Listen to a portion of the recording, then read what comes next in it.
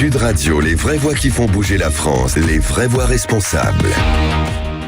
On vous souhaite la bienvenue en direct du Salon Rennes dédié à la PropTech en clair, aux innovations de l'immobilier qui a ouvert ses portes ce matin. C'est à Paris Expo, porte de Versailles, pavillon 6. Pour m'accompagner, notre expert IMO, Sylvain Lévy-Lavency est avec nous. Bonsoir, merci. Bonsoir Cécile. De nous accompagner. Vous êtes cofondateur de Radio IMO. On vous retrouve chaque samedi à 9h30 sur Sud Radio. Absolument. Bon, pardon IMO. Exactement. Je suis ravie en tout cas de cette émission avec vous. Au sommaire de cette émission, on va revenir finalement sur les 10 ans de ce beau salon Rent. Stéphane Scarella sera avec nous, le directeur général du salon Rent, qui va ouvrir le bal. Avec lui, on reviendra sur cette 10e édition, sa place en France et à l'international. Quels sont les enjeux de la PropTech pour l'écosystème de l'immobilier et que retenir finalement de ces 10 ans. Et puis on reviendra sur cette France, terre d'innovation, avec Guillaume Martineau-Orpi, qui reviendra sur les 3 lauréats, puisqu'il y a eu 3 concours.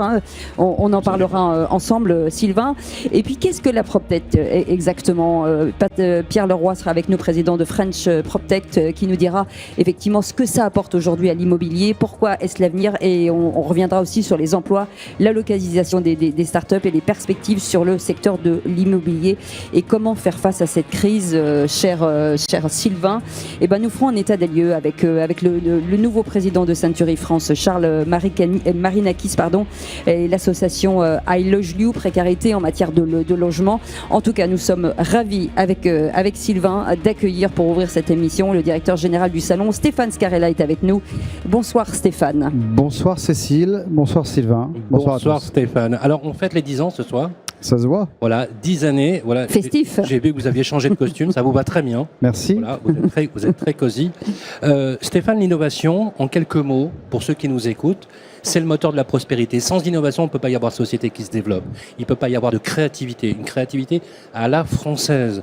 Vous y insistez et vous le dites régulièrement. La France a beaucoup de talent. Elle a même un incroyable talent, si vous voyez ce que je veux dire. Pour l'innovation, dites-nous en quelques mots et pourquoi le real estate and new tech existe aujourd'hui et a autant de succès depuis 10 ans. Alors, vous avez bien résumé, puisque Rent a 10 ans cette année, c'est 10 ans de PropTech. PropTech, c'est la contraction de Property Technology, ça veut dire simplement l'ensemble des innovations qui adressent le marché de l'immobilier. Ces innovations, elles peuvent être technologiques, elles peuvent être sociétales, elles peuvent être environnementales. L'innovation, c'est le poumon du marché de l'immobilier. Il y a des intervenants qui viendront après, qui sauront en parler mieux que moi, des acteurs, des industriels du marché de l'immobilier. Il n'y a pas de marché de l'immobilier, il n'y a pas de digitalisation du marché de l'immobilier sans innovation. Donc nous, on est en avance de phase avec Rent. Depuis 10 ans, on essaie de mettre en exergue cette innovation, vous le disiez Sylvain, à la française. Ça veut dire que le mouvement PropTech, c'est prendre des petites pépites qui te sortent du garage, des innovations. Il y a 10 ans, on parlait de visite virtuelle, on parlait de signature électronique, on parlait de dématérialisation pour les copropriétés, etc. Aujourd'hui, on parle d'intelligence artificielle, de ChatGPT, on parle d'innovation sociétale, d'accès au crédit. C'est ça l'innovation. Ça veut dire que ce sont des innovations qui aident finalement toutes sortes de métiers dans l'immobilier à faire son métier et à finalement se dégager de choses qui étaient peut-être un peu trop compliquées et qui aujourd'hui leur permettent de faire vraiment de gérer le client en direct et que les tâches rébarbatrices, soyons clairs, soient finalement dédiées à l'intelligence artificielle. Alors j'ai souvent coutume de dire que finalement, s'il y a de l'innovation dans l'immobilier, c'est parce que l'usage que font les Français de l'immobilier évolue sans cesse. Aujourd'hui, vous avez un projet immobilier, vous êtes dans un cycle d'achat ou de vente, vous consommez l'immobilier différemment d'il y a 10, 15 ans, 20 ans. Aujourd'hui, vous attendez de voir de la visite virtuelle sur vos appartements, vous attendez des simulations de crédit en ligne, vous voulez en un clic, avec votre pouce sur votre smartphone, faire l'intégralité du processus ou d'achat ou de vente. À partir du moment où vous consommez l'immobilier comme ça, les professionnels de l'immobilier sont obligés d'innover pour répondre à ce que vous attendez d'eux. Qui sont les professionnels ici? On parle de qui? Alors, on parle d'agences immobilières, bien entendu, mais pas que. Pas que. On parle évidemment dans la chaîne de valeur de l'industrie immobilière. On parle des réseaux immobiliers. On parle aussi des promoteurs. On parle des constructeurs. On parle des aménageurs. L'ensemble de cette chaîne-là, de toute façon, avec des maturités différentes et des besoins différents. On aura le patron du premier réseau de France tout à l'heure sur le plateau. Il l'expliquera mieux que moi. Mais un promoteur n'a pas les mêmes besoins, bien évidemment. Mais l'ensemble de cette chaîne de valeur, il y a quelque chose de commun. C'est que si elle n'innove pas, elle meurt. C'est le principe de la prospérité dans l'innovation, C'est ça. dans tous les secteurs d'activité. On va mettre les pieds dans le plat, si vous voulez bien. Il n'a échappé à personne qu'on vit une crise dramatique, sans précédent, que payent les Français au quotidien. On en a parlé tout à l'heure avec le ministre du Logement. Le mal logement. Cécile en a parlé dans la première partie de l'émission. Et d'ailleurs, je lance aussi un appel à ceux qui veulent en témoigner, qui peuvent appeler au 0826 300 300 pour partager leur expérience. L'innovation, si c'est le moteur de la prospérité, ça doit faciliter le logement des Français. Les Français ont pris connaissance de leur logement pendant la période Covid. Et oui, ils se sont rendus compte que c'était petit chez eux, que c'était étriqué, qu'il manquait d'air, d'air et de perspectives. Est-ce qu'aujourd'hui, la France est capable, puisqu'on dit que la France est un creuset vraiment très positif pour la créativité d'entreprise, et pourtant, 17% d'entre elles sont allées à Las Vegas. 12% d'entre elles sont allées à Tel Aviv, au Ternion de Haïfa, entre Galilée et Tel Aviv, pour être financées par des fonds internationaux. Est-ce que ça veut dire que la France n'est pas capable de conserver ses startups à la française? Si. Alors si je prends les chiffres que vous donnez, il reste quand même les 2/3 qui restent chez nous. Mais quand même. Et quand même. Ce que je veux dire par là, c'est que quand on regarde les chiffres, il y a à peu près 900 sociétés qui sont dans ce qu'on appelle le giron de la PropTech. Il y a probablement dans l'index que nous avons sur Rent avec un fonds d'investissement qui s'appelle Axéo, qu'on sort tous les trimestres, on a probablement la 3e place en Europe sur le financement de ces startups. Donc on n'a absolument rien à envier, et il faut le dire, et vous avez raison de le dire, aux Anglais, aux Allemands ou à d'autres. L'économie et la dynamique qui a été beaucoup poussée par le président de la République quand il est arrivé, il faut le reconnaître, cette fameuse ambition d'avoir X licorne, French Tech, etc. Et on a dépassé cette ambition-là. Donc, les fonds d'investissement qui sont ici présents sur Rent, les startups et les industriels, c'est une triptyque aujourd'hui qui fonctionne très bien, même dans le contexte actuel.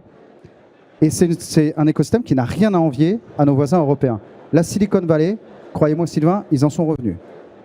Tel Aviv, c'est encore vrai, malgré le contexte qu'on connaît aujourd'hui, qui va forcément être difficile. Mais il ne faut pas sous-estimer la capacité qu'on a en France, et les industriels qui sont là pour en témoigner, parce qu'il y a des startups qui se financent avec des fonds d'investissement, il y a aussi des startups qui sont financées par des industriels. On a plein d'exemples. Donc c'est très important, il faut le dire, et il ne faut surtout pas avoir à rougir. Merci beaucoup Stéphane Scarella. On vous retrouve dans une petite heure. Dans un instant, on reviendra sur les concours, parce qu'ici, il y a des concours, des startups. On va en parler avec Guillaume Martineau, un président d'Orpi, et vous, bien entendu. On fait une petite pause. On revient dans un instant. On est en direct du salon Rent, et on est à Paris. À tout de suite. Sud Radio, votre avis fait la différence. J'adore vos débats. En direct du salon Rennes dédié à l'innovation dans le secteur de l'immobilier. Et je suis bien entendu avec Sylvain Lévy-Lavency. Et puis, on revenait sur cette terre finalement d'innovation. On en parlait il y a quelques instants, toujours avec Stéphane Scarella, le directeur général de ce salon. Et puis Guillaume Martineau, président d'Orpi, qui vient de nous rejoindre. Merci d'être avec nous. Bonjour. Bonjour. Sylvain, des concours se sont déroulés aujourd'hui. Des concours justement pour trouver des lauréats comme tous les ans. Absolument. Ce qui fait émerger, ma chère Cécile, l'innovation dans ce pays, on l'a dit tout à l'heure, hein, c'est le moteur de la prospérité, c'est de donner sa chance à des sociétés émergentes, de leur donner la possibilité à celles qui n'ont pas toujours les moyens de pouvoir pitcher, présenter leur dossier devant des professionnels, des jurys aguerris pour pouvoir justement émerger. Stéphane Scarella, on a 3 prix qui ont été distingués particulièrement, et on peut dire une chose. Quand j'observe un peu l'évolution, on en parlait tout à l'heure avec Guillaume, l'évolution du Rent sur les dernières années, on a mis la barre assez haut. Oui, alors c'est très important pour nous, pour Rent depuis 10 ans. Ces prix sont essentiels. D'abord parce qu'ils permettent à l'ensemble des startups de concourir sur un prix de la startup de l'année que Guillaume nous fait l'amitié de parrainer. C'est d'abord un éclairage très important pour les startups. Nous, on a des dizaines et des dizaines de dossiers qui, évidemment, arrivent. On constitue un jury de professionnels qui a pour mission terrible de délibérer et de sortir 2 ou 3 finalistes. Et ces finalistes pitchent en live au moment du Rent, ce qui s'est passé aujourd'hui et qui, d'ailleurs, a inversé pour certains les tendances qu'on pouvait supputer. Les prix, c'est très important parce que mettre l'éclairage sur une innovation, c'est notre rôle, nous, sur Rent.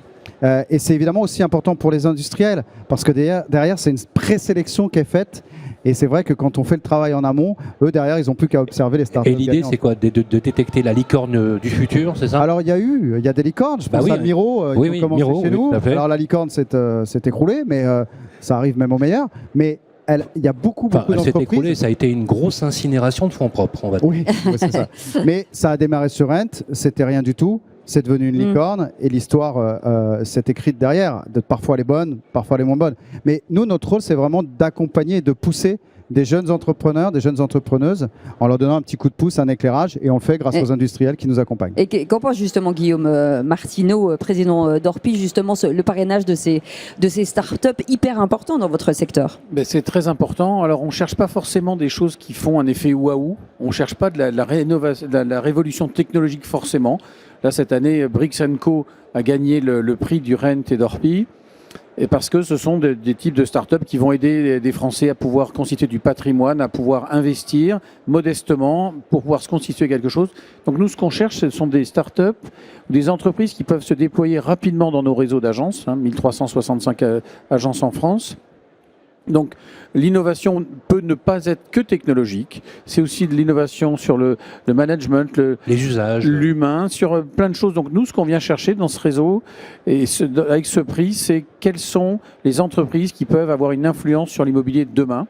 Et cette année, Brix & Co, on pense que c'est vraiment une solution pour permettre à tous nos concitoyens de constituer un fonds. Avant de revenir avec vous, pardon, on parle toujours des lauréats forcément, mais j'imagine qu'ils débordent d'idées, tous les dossiers qui sont entrés aujourd'hui. C'est bien aussi de leur rendre hommage. Oui, bien sûr, et c'est pas parce qu'on a perdu, on est là, notamment le deuxième est arrivé à 45%, il y avait eu un vote très très serré, 46-45, comme quoi une voix peut avoir énormément d'influence sur un vote. Parler du rugby, peut-être aussi, ça nous fait du mal. Oui, mais dites pas ça, je viens d'une terre de rugby. Bah oui. Dans le sud-ouest. Un point près. À Cap-Breton, par exemple. Oui. Mais par contre, ce qu'on doit retenir, c'est que toutes ces startups nous permettent d'avoir une vision moderne et d'évoluer. Donc il faut aussi chercher, là il y avait trois modèles très différents. Et on va pouvoir travailler avec ces trois modèles parce que finalement, les trois sont utiles pour nous. Le public a voté et a retenu une et il faut la féliciter. Mais c'était tellement différent que toutes ces startups apportent quelque chose. Après, il y a aussi beaucoup de choses qui sortent et on ne peut pas tout prendre. Donc, il ne faut pas s'emballer non plus inutilement. Et je me méfie de cet fameux effet waouh qu'on cherche. Et puis, un an après, on n'en parle plus parce que l'effet waouh est passé. On parlait d'innovation tout à l'heure, bien évidemment, comme étant le moteur de la prospérité. C'est presque une vision un peu schumpeterienne de l'économie, sans aller jusqu'à la destruction créatrice. Selon Schumpeter, à cette heure-là, c'est des trucs, là, Sylvain. Voilà, non, mais comme ça, j'étale ma culture, vous savez. Alors, recentrons. Vous avez une structure qui est une structure coopérative. Ma question est, vous êtes le premier réseau français immobilier et vous avez une structure coopérative. Est-ce que le fait d'être une coopérative, c'est-à-dire d'être inopéable, de ne pas avoir des capitaux à rémunérer, c'est-à-dire des actionnaires, par exemple. Vous n'avez que des sociétaires dans cette coopérative. Est-ce que ça favorise justement cette approche des sociétés émergentes, la façon dont vous les traitez ou pas? Oui, parce qu'on doit lutter en permanence pour résister à des gros acteurs. Nous sommes 9000 et donc effectivement un gros petit réseau au milieu de concurrents gigantesques. Donc on doit en permanence chercher de l'innovation qui nous permet de résister, de faire mieux que les autres. Et on avait fait ça avec Sweetbright qu'on a intégré dans notre réseau. On a quitté un gros groupe historique pour aller s'adosser. Sweetbright que vous avez repéré au CES de Las Vegas. New York. Non, au Lehman Connect de New York, absolument. Et quand j'ai été élu président, j'avais dit dans mon programme, ben voilà, si je suis élu, je veux mettre ce programme en place. Et les coopérateurs ont voté à 61% pour dire on est d'accord pour aller vers cette innovation. Donc la force d'une coopérative, c'est que on est peut-être moins gros que les autres, mais on a une force coopérative qui nous conduit à aller vers l'innovation et de décider ensemble. Et une fois qu'on a décidé, alors on va beaucoup plus vite. Est-ce que les clients sont de plus en plus exigeants justement sur cette capacité de se renouveler, finalement, de se remettre en question systématiquement? Pas forcément les clients. Ce qu'ils attendent de nous, c'est un service. Donc peu importe comment on va leur apporter ce service, mais ce qu'on vous voulez, c'est comment vous qui êtes en train de m'interviewer, comment vous avez pu confier vos clés de maison ou d'appartement à quelqu'un et le boulot se fait. Moi j'habite chez Sylvain, donc je ne sais pas. Donc on vit en mode kibbutz à la maison. Donc, non, mais tous les deux, dans ce qu'attendent nos clients, c'est pas forcément de la technologie. C'est pour ça que le mix humain professionnalisme et nouvelle technologie, c'est un bon combo. Si vous n'avez que de la nouvelle technologie et que derrière les gens sont nuls, vous ne confierez pas la clé de votre maison ou de votre appartement à tous les deux. Par contre, si vous ressentez du sérieux, de la technologie, des outils qui mettent en place de la visite virtuelle, de la dématérialisation, signée alors Et de la projection peut-être aussi. voilà, et de vous aider à chercher ou à vendre de manière intelligente, mais qu'en plus derrière vous êtes formé, alors oui, c'est le bon réseau. Est-ce que le fait qu'on soit en crise aujourd'hui, grave, d'ailleurs on va en parler puisqu'on va traiter de la crise du logement, qui est un vrai sujet de société, est-ce que le fait qu'on soit en crise permet plus d'innovation ? Cette frugalité de moyens permet d'essayer d'être plus attentif à ça. Justement, le problème, c'est que quand vous êtes en crise, il est déjà trop tard pour innover. Donc, en fait, ce qu'on a toujours fait chez Orpi, c'est d'anticiper les crises. Donc, il y a déjà 4 ans que moi je travaille sur ce dossier de Sweetbright. Il y a 2 ans qu'on l'a mis en place. Donc là, on va aborder effectivement, il y a un ralentissement un peu fort, mais qui nous permet de nous réinventer. Et nos équipes sont en train, puisque c'est en train d'être déployé, donc on va attaquer le début 2024 en étant déjà formés, des nouveaux outils. Et parce que quand vous êtes en crise et que vous innovez, c'est déjà trop tard. Donc vous devez toujours, quand tout va bien, vous réinventer et chercher à ne jamais vous appuyer sur les acquis. Et ben vous restez avec nous, on fait une petite pause, on revient dans quelques instants et on reviendra justement avec ces lauréats de ces concours en direct du salon Rent et on revient dans un instant. À tout de suite. Radio, les vraies voix qui font bouger la France, les vraies voix responsables. Et les vraies voix responsables en direct du salon Rennes dédié à l'innovation. Et on va parler beaucoup d'innovation avec vous, Sylvain, et forcément notre invité, Guillaume Martineau, qui est avec nous, président d'Orpi. Vous êtes un peu les parents de toutes ces start-up aujourd'hui. Il y a eu un concours aujourd'hui avec une start-up lauréate qui vient en tout cas d'être décernée, Sylvain. Absolument. Le prix de la start-up 2023 a été accordé à Cédric O'Neill. Bonsoir, voilà, Cédric O'Neill. Ça sent l'Irlande. Ouais. Ça sent l'Irlande. Quelle chance vous avez d'être irlandais. Bricks & Co. Bricks & Co, start-up qui démocratise l'investissement immobilier pour tous à partir de 10 euros. Ouais. Donc le postulat et surtout la problématique, ça a été de constater qu'aujourd'hui 70% des Français n'ont pas accès au crédit immobilier pour se constituer une épargne. Et donc on a développé une application qui permet très simplement de mettre en relation des porteurs de projets immobiliers qui ont besoin de se faire financer avec des particuliers. Aujourd'hui, en l'espace de 2 ans, c'est 300 000 personnes qui sont inscrites sur notre application pour quasiment 100 millions d'euros de projets qui ont été développés. Pour revenir au projet initial, ça veut dire qu'aujourd'hui, ces gens-là ne se rencontraient jamais ou pourquoi ? Parce qu'il y a forcément un démarrage à cette idée. Il y avait un fossé entre les acheteurs et finalement les financeurs ? C'est exactement ça. Aujourd'hui, vous avez des banques qui financent plus les particuliers et de l'autre côté, vous avez des entreprises qui sont innovantes et on le voit aujourd'hui, qui veulent accélérer sur des acquisitions immobilières parce qu'on a des nouveaux modèles, notamment de la location courte durée ou de plus en plus de sociétés qui font des séminaires pour se retrouver avec leurs équipes et créer de la culture. Ces boîtes-là, moi, quand je les accompagne, elles me disent on est des startups, les banques ne nous accompagnent pas, on n'a pas 3 bilans, on n'est pas rentable, on a beau lever 10 millions d'euros pour se développer, les banques ne nous accompagnent pas sur l'immobilier. Et donc, on met en relation ces startups-là qui ont des besoins immobiliers avec des financeurs qui sont les particuliers et on permet à des particuliers d'avoir des rentabilités. C'est du crowdfunding ? C'est du financement participatif, exactement, sauf qu'à la différence près, on le fractionne avec des petits bouts de 10 euros. Donc vraiment, on a réduit le montant pour faciliter l'accessibilité et on le fait. Le crowdfunding, c'était uniquement sur de la promotion immobilière jusqu'à présent. Là, on le fait avec des projets de location courte durée. Ça peut être sur tout type de projet. KissKissBankBank est un crowdfunder qui finance des projets humanitaires. Alors, est-ce que les personnes qui financent, à partir de 10 euros, qu'est-ce qu'ils détiennent ? Des actions, des obligations ? C'est de la pierre papier, c'est de l'indivision, c'est quoi ? C'est des obligations, exactement. Donc on est sur des valeurs mobilières, ce qui en plus va être intéressant parce que vous avez une taxation qui est réduite par rapport à celle des revenus immobiliers.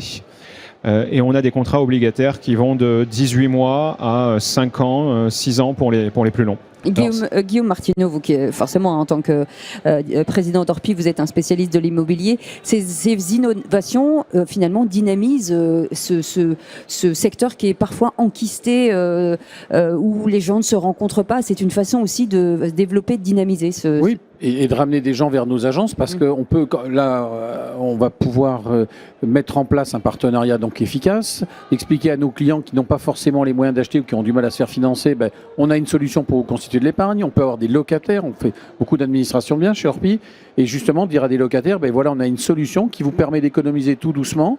Vous ne pouvez pas être propriétaire aujourd'hui, mais peut-être que demain, grâce à ça, grâce à ce que développe Brick & Co et Orpi, on vous aide dans votre parcours immobilier sur le long terme.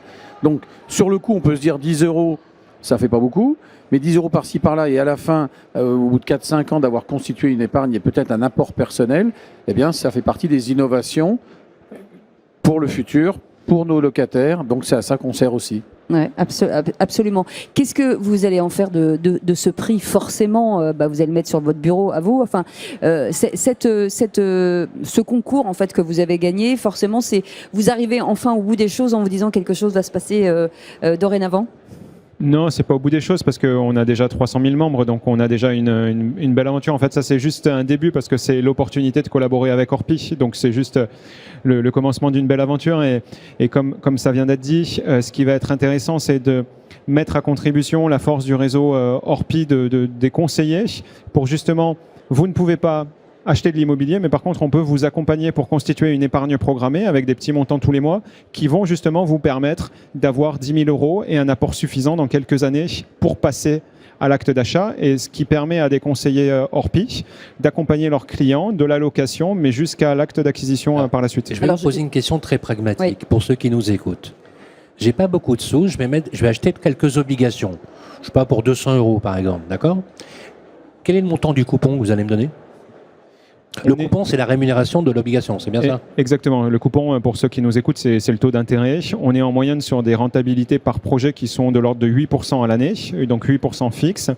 Et ce qui est intéressant, c'est que c'est pas net d'impôt, hein, faut le dire. Non, c'est pas net d'impôt. C'est avant impôt. L'imposition dépend de chaque obligataire, donc de chaque personne qui investit, en fonction de sa situation personnelle. Et ce qui est intéressant, c'est qu'on se rend compte aussi, par exemple, vendredi, on a Tony Parker qui fait financer son vignoble, donc son château à côté d'Avignon, donc 40 hectares. Par Brix. Au travers de notre plateforme. Et d'ailleurs, c'était dans l'actualité, donc on est en plein dedans, c'était dans l'actualité tout hier. Ce qui intéresse Tony Parker, au-delà du financement, parce qu'on met 1 million d'euros dans son château, il aurait pu se faire financer par les banques, c'est cette capacité à mettre en avant la marque de son château et à intégrer sa communauté au financement de ses activités pour justement faire vivre sa fanbase. Alors pour ceux qui nous écoutent, pardon, allez-y. Et je voulais dire une chose, parce qu'il ne le dit pas, il est déjà modeste. Tout à l'heure, vous receviez, Sylvain, le ministre du Logement, Patrick Vergrit, qui était là, et qui, en sortant du plateau, a traversé pour aller sur le stand d'à côté chez Orpi, parce qu'il nous avait demandé à rencontrer le vainqueur de la start-up Rent. Ça prouve que, même si on peut ne pas être d'accord sur tout ce qui se passe sur la politique du logement, mais quand même, les hommes politiques regardent aussi ce qui se passe sur l'innovation. Donc, dans la même journée, il gagne, il rencontre le ministre du Logement et il se voit mis en valeur dans un réseau de 1365 agences. Donc, l'innovation doit rayonner, servir à tout le monde, et c'est à ça nous, en tout cas, on participe. Et pour ceux qui nous écoutent, j'imagine l'utilisation de l'application est très simple. L'utilisation est bien plus simple que de faire un investissement immobilier. Donc effectivement, en 3 clics, vous pouvez avoir accès au projet. Ouais. Merci en tout cas d'avoir été. Vous avez démocratisé l'épargne, bravo. Merci beaucoup. Merci. Et puis il n'y avait pas que ce concours, il y avait un autre concours aussi dont l'objectif était forcément l'impact sociétal et environnemental. Et ça c'est plutôt très important. Et Yann, voilà, je n'arrive pas à vous relire, Grégoire, je suis désolée. Bonsoir Yann, je n'arrive pas à lire, je suis désolée. Yann Goenec. Goenec, voilà. Yann Goenec. Voilà, ça sent la Bretagne. Ça sent la Bretagne. Hein. Tout à fait. Absolument. Finistère. Sud. Bravo. Sud, parfait. Le prix de l'impact sociétal et environnemental.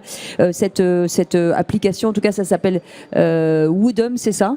Alors Woodham, c'est un promoteur immobilier. Oui. C'est ça qui est assez original, c'est que au Rent, le jury et puis après les participants au vote ont décidé de choisir une solution qui est un programme immobilier qui s'appelle Melia.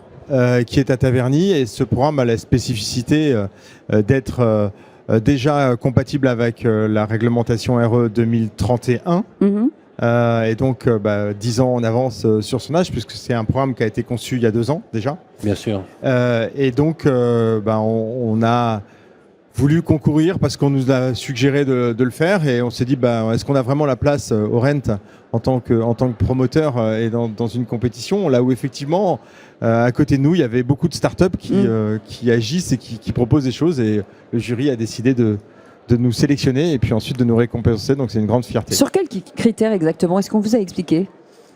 Non, je pense que le vrai critère, c'est l'impact réel. C'est-à-dire que on sait que dans l'acte de construire ou dans l'immobilier, 60% de l'impact carbone, c'est pendant la phase de construction. Donc c'est les choix de matériaux qui sont et la façon dont les matériaux sont mis en œuvre. Ce sont des ossatures bois. C'est plus que de l'ossature bois, c'est du bois massif. Absolument. Vous avez fait du bois. C'est vrai que Woodeum, vous avez été le premier promoteur, créé d'ailleurs par Guillaume Poitrinal il y a 10 ans. Et Philippe Zivkovic. Il y a 10 ans, tout à fait. Et vous avez été racheté par Altarea Cogedim. Exactement. C'est très bien. Et Woodeum, vous êtes un acteur national. Est-ce que vous avez essaimé? Est-ce qu'aujourd'hui on peut dire qu'il n'y a plus de débat autour de la construire bois? Vous savez, souvent, quand on construisait en bois, on disait en fait, oui, ça brûle, etc. Faire attention, c'est pas solide. Je pense que ce débat-là, maintenant, il est complètement dépassé. Le sujet, c'est pas de savoir si on construit en bois massif ou si on construit avec d'autres matériaux. C'est quelles sont les meilleures solutions pour atteindre les objectifs de décarbonation de la construction et pour réduire de 50% l'impact carbone des logements. Ce que je disais précédemment, c'est 60% c'est l'acte de construire et 40% c'est dans l'exploitation. Et effectivement, toutes les autres startups qui étaient là, elles se concentrent sur la phase d'exploitation, c'est-à-dire la réduction de la consommation d'énergie ou des choses comme ça. Je pense que c'est à cause de ça que le jury a décidé de nous donner la chance d'aller en finale et puis qu'après le public a départagé. Et comment ça va se déployer? J'imagine que les communes aujourd'hui sont très attachées justement à ce type de construction. Tout à fait. Actuellement, il y a déjà 6 000 logements qui ont été livrés ou qui sont engagés. On en a 3 000 en développement. Et pour les pouvoirs publics, que ce soit les communes, les aménageurs... Depuis la création. Depuis la création, depuis une petite dizaine d'années. Ça veut dire que les premiers programmes, ils sont sortis de terre en 2016. Et donc, pour les communes ou pour les aménageurs, c'est une vraie attente dans leur cahier des charges que d'aller vers des programmes qui soient les plus vertueux possibles et les plus bas carbone possibles. Et on a cette chance merveilleuse d'utiliser le bois, et le bois stocke le carbone alors que les autres matériaux en émettent. Et donc on part avec un handicap positif, si je peux en parler comme ça, puisque effectivement on part avec déjà un objet au départ qui stocke du carbone. Ouais. Donc c'est pour ça que c'est une très bonne solution. Mais c'est pas la seule. Il y a aussi la particularité, c'est que vous livrez beaucoup plus tôt. Alors on livre un peu plus tôt parce qu'effectivement la phase de gros œuvre est un peu plus courte que sur le béton, parce qu'il y a en fait la construction est en partie hors site, puisque les éléments de bois arrivent complètement usinés sur le site de production. Ils sont assemblés, c'est comme un capla, un grand capla. Il y en a un qui est pas très loin ici, que vous avez peut-être pu voir monter au-dessus du périphérique porte Branchlon. Absolument. Voilà, on a vu monter ça très vite, à peu près un étage tous les 15 jours. Ce qui est impossible à faire en béton, parce qu'en béton, tout simplement, vous avez du temps de séchage. Et là, vous n'avez pas du temps de séchage puisque le matériau arrive. Donc, sur la phase de grosses œuvres, on va 2 fois plus vite. Sur la phase, ou voire 3 fois plus vite. Par contre, sur le reste, on est aux mêmes contraintes que les autres types de bâtiments. Et Guillaume Martineau, tous ces appartements qui sortent de terre figureront forcément chez Orpi. Nous, on prend tous les appartements, mais si en plus ils sont éco-responsables, si ça aide et qu'il y a une modernité dans la construction, bien évidemment, parce que nous, en tant qu'agent immobilier, on se doit de trouver des appartements ou des maisons qui soient confortables, qui fassent attention à la transition énergétique. Bien sûr. Je crois que c'est la SNPI qui a récompensé... c'est Procivis. Procivis, pardon, excusez-moi. Procivis qui a récompensé cette start-up. Et c'est une bonne chose parce que ça sert en fait à tout l'écosystème de l'immobilier, parce qu'en fait, je regarde depuis ce matin, il y a une fourmilière incroyable, il y a des intelligences multiples, et qu'en fait, tout mis bout à bout, ça finit par faire un marché du logement qui est plus accessible pour nos concitoyens. Donc en fait, on participe tous individuellement à une amélioration du logement. Difficile de motiver aujourd'hui forcément les communes, les régions. Je sais que c'est difficile la construction aujourd'hui et c'est un petit peu compliqué. Suffisamment de terrain. Est-ce que là-dessus il y a un sujet aussi important? Oui, mais ça c'est un sujet qui est global au marché, ce qui n'est pas spécifique à la construction bois et bas carbone. Je dirais que dans ce contexte très difficile... Non mais je vais compléter la question. Est-ce que le fait que vous soyez vertueux sur des ossatures bois avec une empreinte carbone ultra maîtrisée, ainsi qu'une empreinte au sol. Il faut aussi rappeler que vous êtes très sobre en utilisation foncière, fait signer les permis de construire plus vite. Voilà. Plus vite, je sais pas, mais c'est vrai qu'en phase de compétition face à d'autres projets, il y a un intérêt particulier pour celui-là. Et ne serait-ce que parce que ça permet notamment aux maires d'être alignés avec leur discours et leurs promesses en disant j'ai promis de faire du vertueux, voilà, je fais du vertueux. Merci beaucoup Yann Goevnet d'avoir été avec nous. Ça s'appelle Videum et on en parle dans quelques instants. La suite, puisqu'il y avait un troisième concours bien entendu, qui était plutôt un coup de cœur. On fait une petite pause, Sylvain, et on revient dans un instant. À tout de suite. Sud Radio, les vraies voix qui font bouger la France, les vraies voix responsables. Et on est en direct du salon Rent dédié à l'innovation. On est à Porte de Versailles avec le Paris Expo avec pour cette 10e édition. On parle d'innovation avec vous, Sylvain, forcément. Oui, vous pouvez m'appeler Georges. Non, il y a tellement de noms ce soir différents. Cette innovation hyper importante dans ce salon puisque finalement elle trouve sa place, cette innovation, pour la filière immobilier. Alors c'est d'autant plus intéressant que c'est un véritable coup de cœur. On peut le dire. C'est Anne-Sophie Thomas qui est avec nous. Bonjour Anne-Sophie. Bonsoir. Bonsoir, merci d'être avec nous. Pour Gestion Solidaire. Gestia Solidaire. Voilà. Pardon, Gestia. Oui, Gestia. Alors, moi j'aime beaucoup ce que vous faites parce qu'il y a une vision coopérative, très humaine, et je vais oser le dire, même très humaniste dans la façon dont vous travaillez. Je pense que c'est pour ça aussi que vous avez eu le coup de cœur du jury. Parlez-nous un petit peu de ce que vous faites. C'est extrêmement intéressant parce que souvent quand on aborde la gestion locative, on l'aborde d'un point de vue financier, d'un point de vue capital, et vous l'abordez d'abord d'un point de vue humain. Et vous placez l'humain au cœur de votre relation. C'est à mon avis pour ça aussi que Yannick Borde et ses équipes, ProCivis, ont eu un coup de cœur pour vous, puisque eux représentent une coopérative, et vous savez que Yannick Borde est aussi maire d'une ville qui s'appelle Saint-Berthevin. Oui. Et donc, effectivement, il m'avait parlé de vous, et je suis très heureux que vous l'ayez eu. Parlez-nous-en un peu. Merci. Oui, Gestia Solidaire, la vision, c'est de se dire qu'on peut changer le paradigme de l'investissement locatif. C'est vrai que pendant des années, et aujourd'hui peut-être on le ressent, on s'est positionné vraiment dans une approche plus capitalistique, de se dire que l'immobilier, c'est une valeur refuge qui apporte du financier, c'est sûr, mais au détriment de peut-être le besoin qui crée derrière, qui est un droit d'accès au logement fondamental. Aujourd'hui, quand on travaille en tant qu'acteur du logement, on doit défendre ce droit. Et on le voit bien en France, la crise profonde qu'on vit, elle touche beaucoup de la population de manière invisible. C'est un drame absolu. Oui. Un drame absolu. C'est 200 000 étudiants à la rue au mois de septembre. 200 000. C'est juste énorme. C'est des familles entières au-dessous des radars sociaux. C'est pour ça que votre action est très importante. Cécile, nous avons sur le plateau Pierre Leroy. Bonsoir. Absolument, Pierre Leroy. Président de la French PropTech Tech. Voilà. Bonsoir. French PropTech. Voilà. En plus, on a eu l'occasion de participer à l'évolution de cette association. C'est 250 entreprises. Pierre, quand vous entendez des initiatives aussi puissantes que celle d'Anne-Sophie Thomas, qui ne se contentent pas uniquement de faire de la gestion pour des bailleurs privés, mais qui replace effectivement la solution de logement pour fluidifier et donner la possibilité à ceux qui en ont besoin d'avoir accès au logement. Qu'est-ce que ça vous évoque ? Je pense que c'est le sens même de l'innovation, c'est-à-dire qu'il faut changer les paradigmes, et en fait ce qui est très intéressant dans cet écosystème de start-up qui prend des risques, qui investit sur l'avenir, qui réinvente l'immobilier, c'est qu'en fait on part d'un sujet, c'est de remettre les gens au cœur du système. C'est un secteur qui parle que de mètres carrés.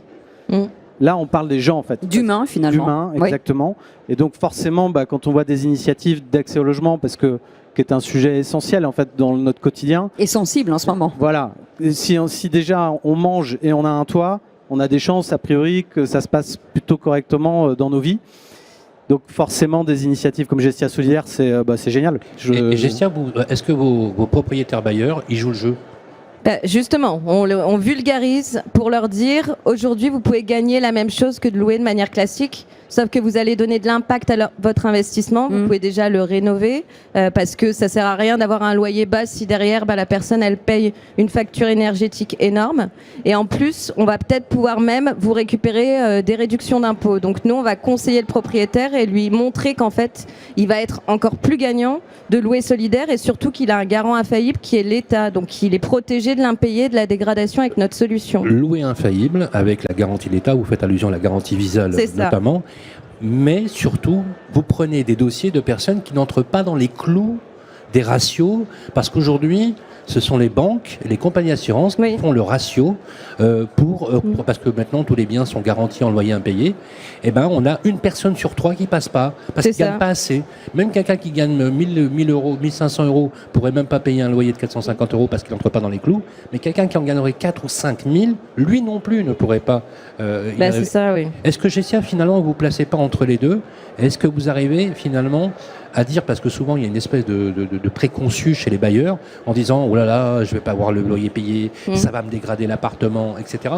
Avec tout ce que ça véhicule comme discrimination, soyons très clairs. 2 dossiers sur 3 présentés et qui passent pas sont des dossiers de personnes dont on va dire les origines ne sont pas tout à fait gauloises, si vous voyez ce que je veux dire. Oui, il y a des discriminations très fortes au logement qui ajoutent à la pauvreté ambiante. Est-ce que vous, chez Gestia, vous arrivez à gérer ces...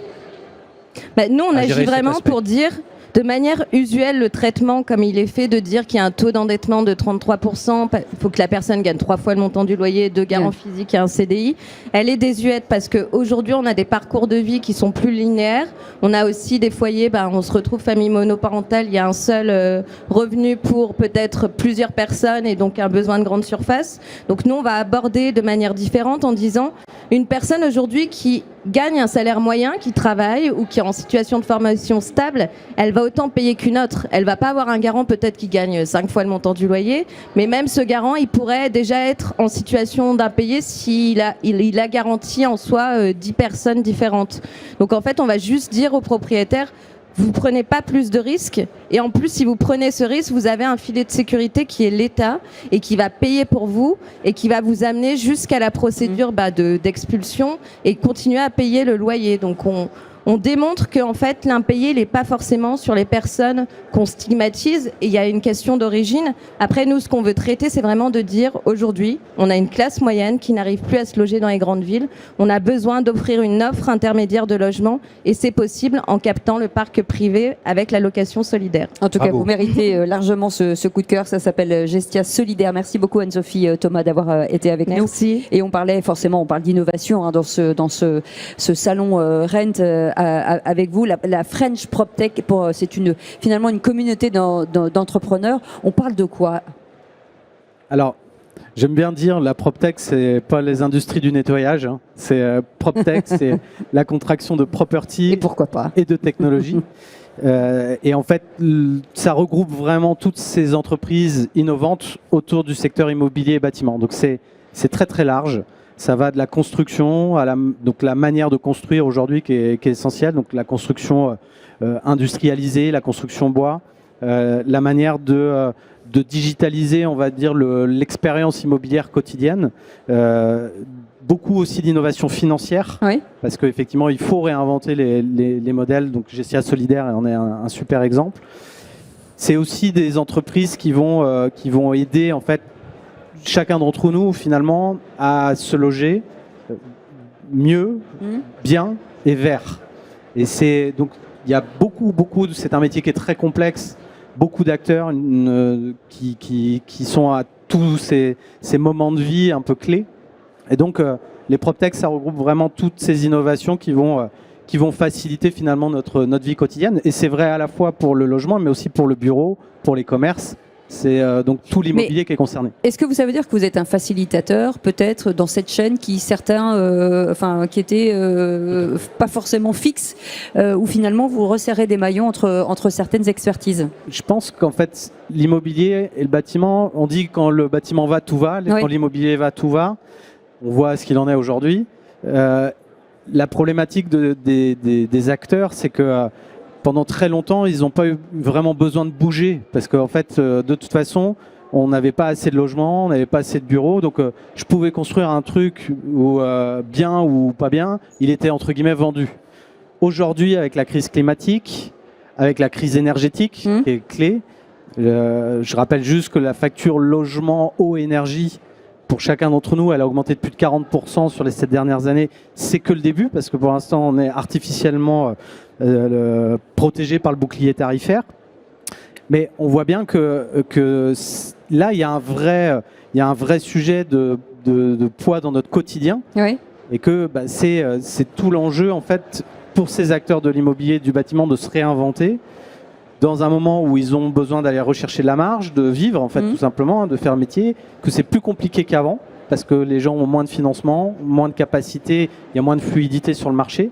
Donc c'est terrible, mais en même temps c'est formidable, parce que c'est souvent dans le chaos qu'on va avoir des opportunités incroyables. Je rappelle dans la plus grande crise qu'on avait eue jusqu'à présent, c'était en 2007. C'est là où des modèles comme Airbnb ont émergé. Bien sûr. Des modèles comme IAD ont émergé. Donc, et Uber, qui est venu révolutionner bien cette Uber. Donc, Alors, voilà, vous n'êtes pas venu seul, puisque Hugues Galambrin est avec nous, président de Septéo, une jolie licorne spécialisée dans les logiciels métiers, la digitalisation des métiers réglementés. Merci en tout cas d'être avec nous. Forcément, là, on est the place to be dans le milieu de l'immobilier, où effectivement cette licorne peut exploser, en fait, et montrer ses talents. Non mais vous nous définissez comme une licorne, mais nous ne sommes pas une licorne. Parce que bientôt. Nous sommes au-delà de la licorne. Ça fait bien longtemps que nous avons dépassé le stade de la licorne. Mais la différence, c'est que Septéo gagne beaucoup d'argent depuis longtemps. C'est un groupe qui est établi depuis... Alors c'est marrant, vous parliez tout à l'heure des grands moments de vie, qui est établi dans tous les grands moments de vie des Français sans qu'ils le sachent, puisqu'on fait du B2B. Mais le B2B touche plus de 25 millions de Français toutes les années sur des moments clés de leur vie. Alors on vous parlait de logement, évidemment nous sommes l'un des leaders de la PropTech, mais également sur le monde de la succession, du mariage, puisque nous sommes le leader de la Legal Tech. Nous sommes très présents sur la RH, nous sommes un des leaders sur la RH, donc l'évolution professionnelle. Donc Septéo ne se définit pas du tout comme une licorne. Nous avons dépassé ce stade, je crois, depuis quelques années, mais nous avons effectivement juste 10 ans cette année. Mais, concrètement, les solutions que vous apportez, c'est quoi ? C'est toute la chaîne de valeur de la demande de leads pour l'agent immobilier, jusqu'à la création du compromis, jusqu'à l'intégration du compromis chez le notaire, jusqu'à l'administration des biens. Donc toute la chaîne de valeur, qui est la chaîne de valeur de l'immobilier, Septéo a des solutions qui les récupèrent et qui permet de les digérer et de faire gagner beaucoup de productivité à l'ensemble des acteurs des professionnels de l'immobilier. On dit toujours que ces entreprises permettent finalement au secteur de l'immobilier de faire vraiment leur métier. C'est-à-dire qu'on les décharge de tâches qui leur permettent, eux, de travailler l'humain, le client et de faire leur métier d'agent immobilier. Oui, sans doute. C'est le propre de la tech. La tech vous permet de faire des gains de productivité, donc vous recentre sur ce qui est votre métier, puisque tout ce qui n'est pas lié à votre métier propre est digéré par la tech, et ce sera encore plus vrai demain avec l'IA. Oui, effectivement, vous avez raison. Vous êtes devenu, effectivement, en quelques années, l'un des groupes tracteurs en tant qu'éditeur de logiciels, de solutions informatiques. Alors, vous avez une particularité, c'est que vous avez construit le conglomérat Septéo en faisant des différents rachats, notamment le rachat d'Edouard Le Goff, président fondateur de Kinaxia, je crois que c'était en 2021. Vous avez racheté Cityscan, Preventimo, vous avez racheté Solène. Solène qui est né ici d'ailleurs, Clément Henry, il a lancé Solène ici, je crois que c'était 2015, il me semble. Voilà. Qu'est-ce qui fait qu'aujourd'hui, Hugues Galambrin, vous avez cette volonté d'agréger, parce que vous avez cette particularité, d'élaborer des solutions avec une vision intrapreneur, mais en même temps d'être toujours à l'écoute,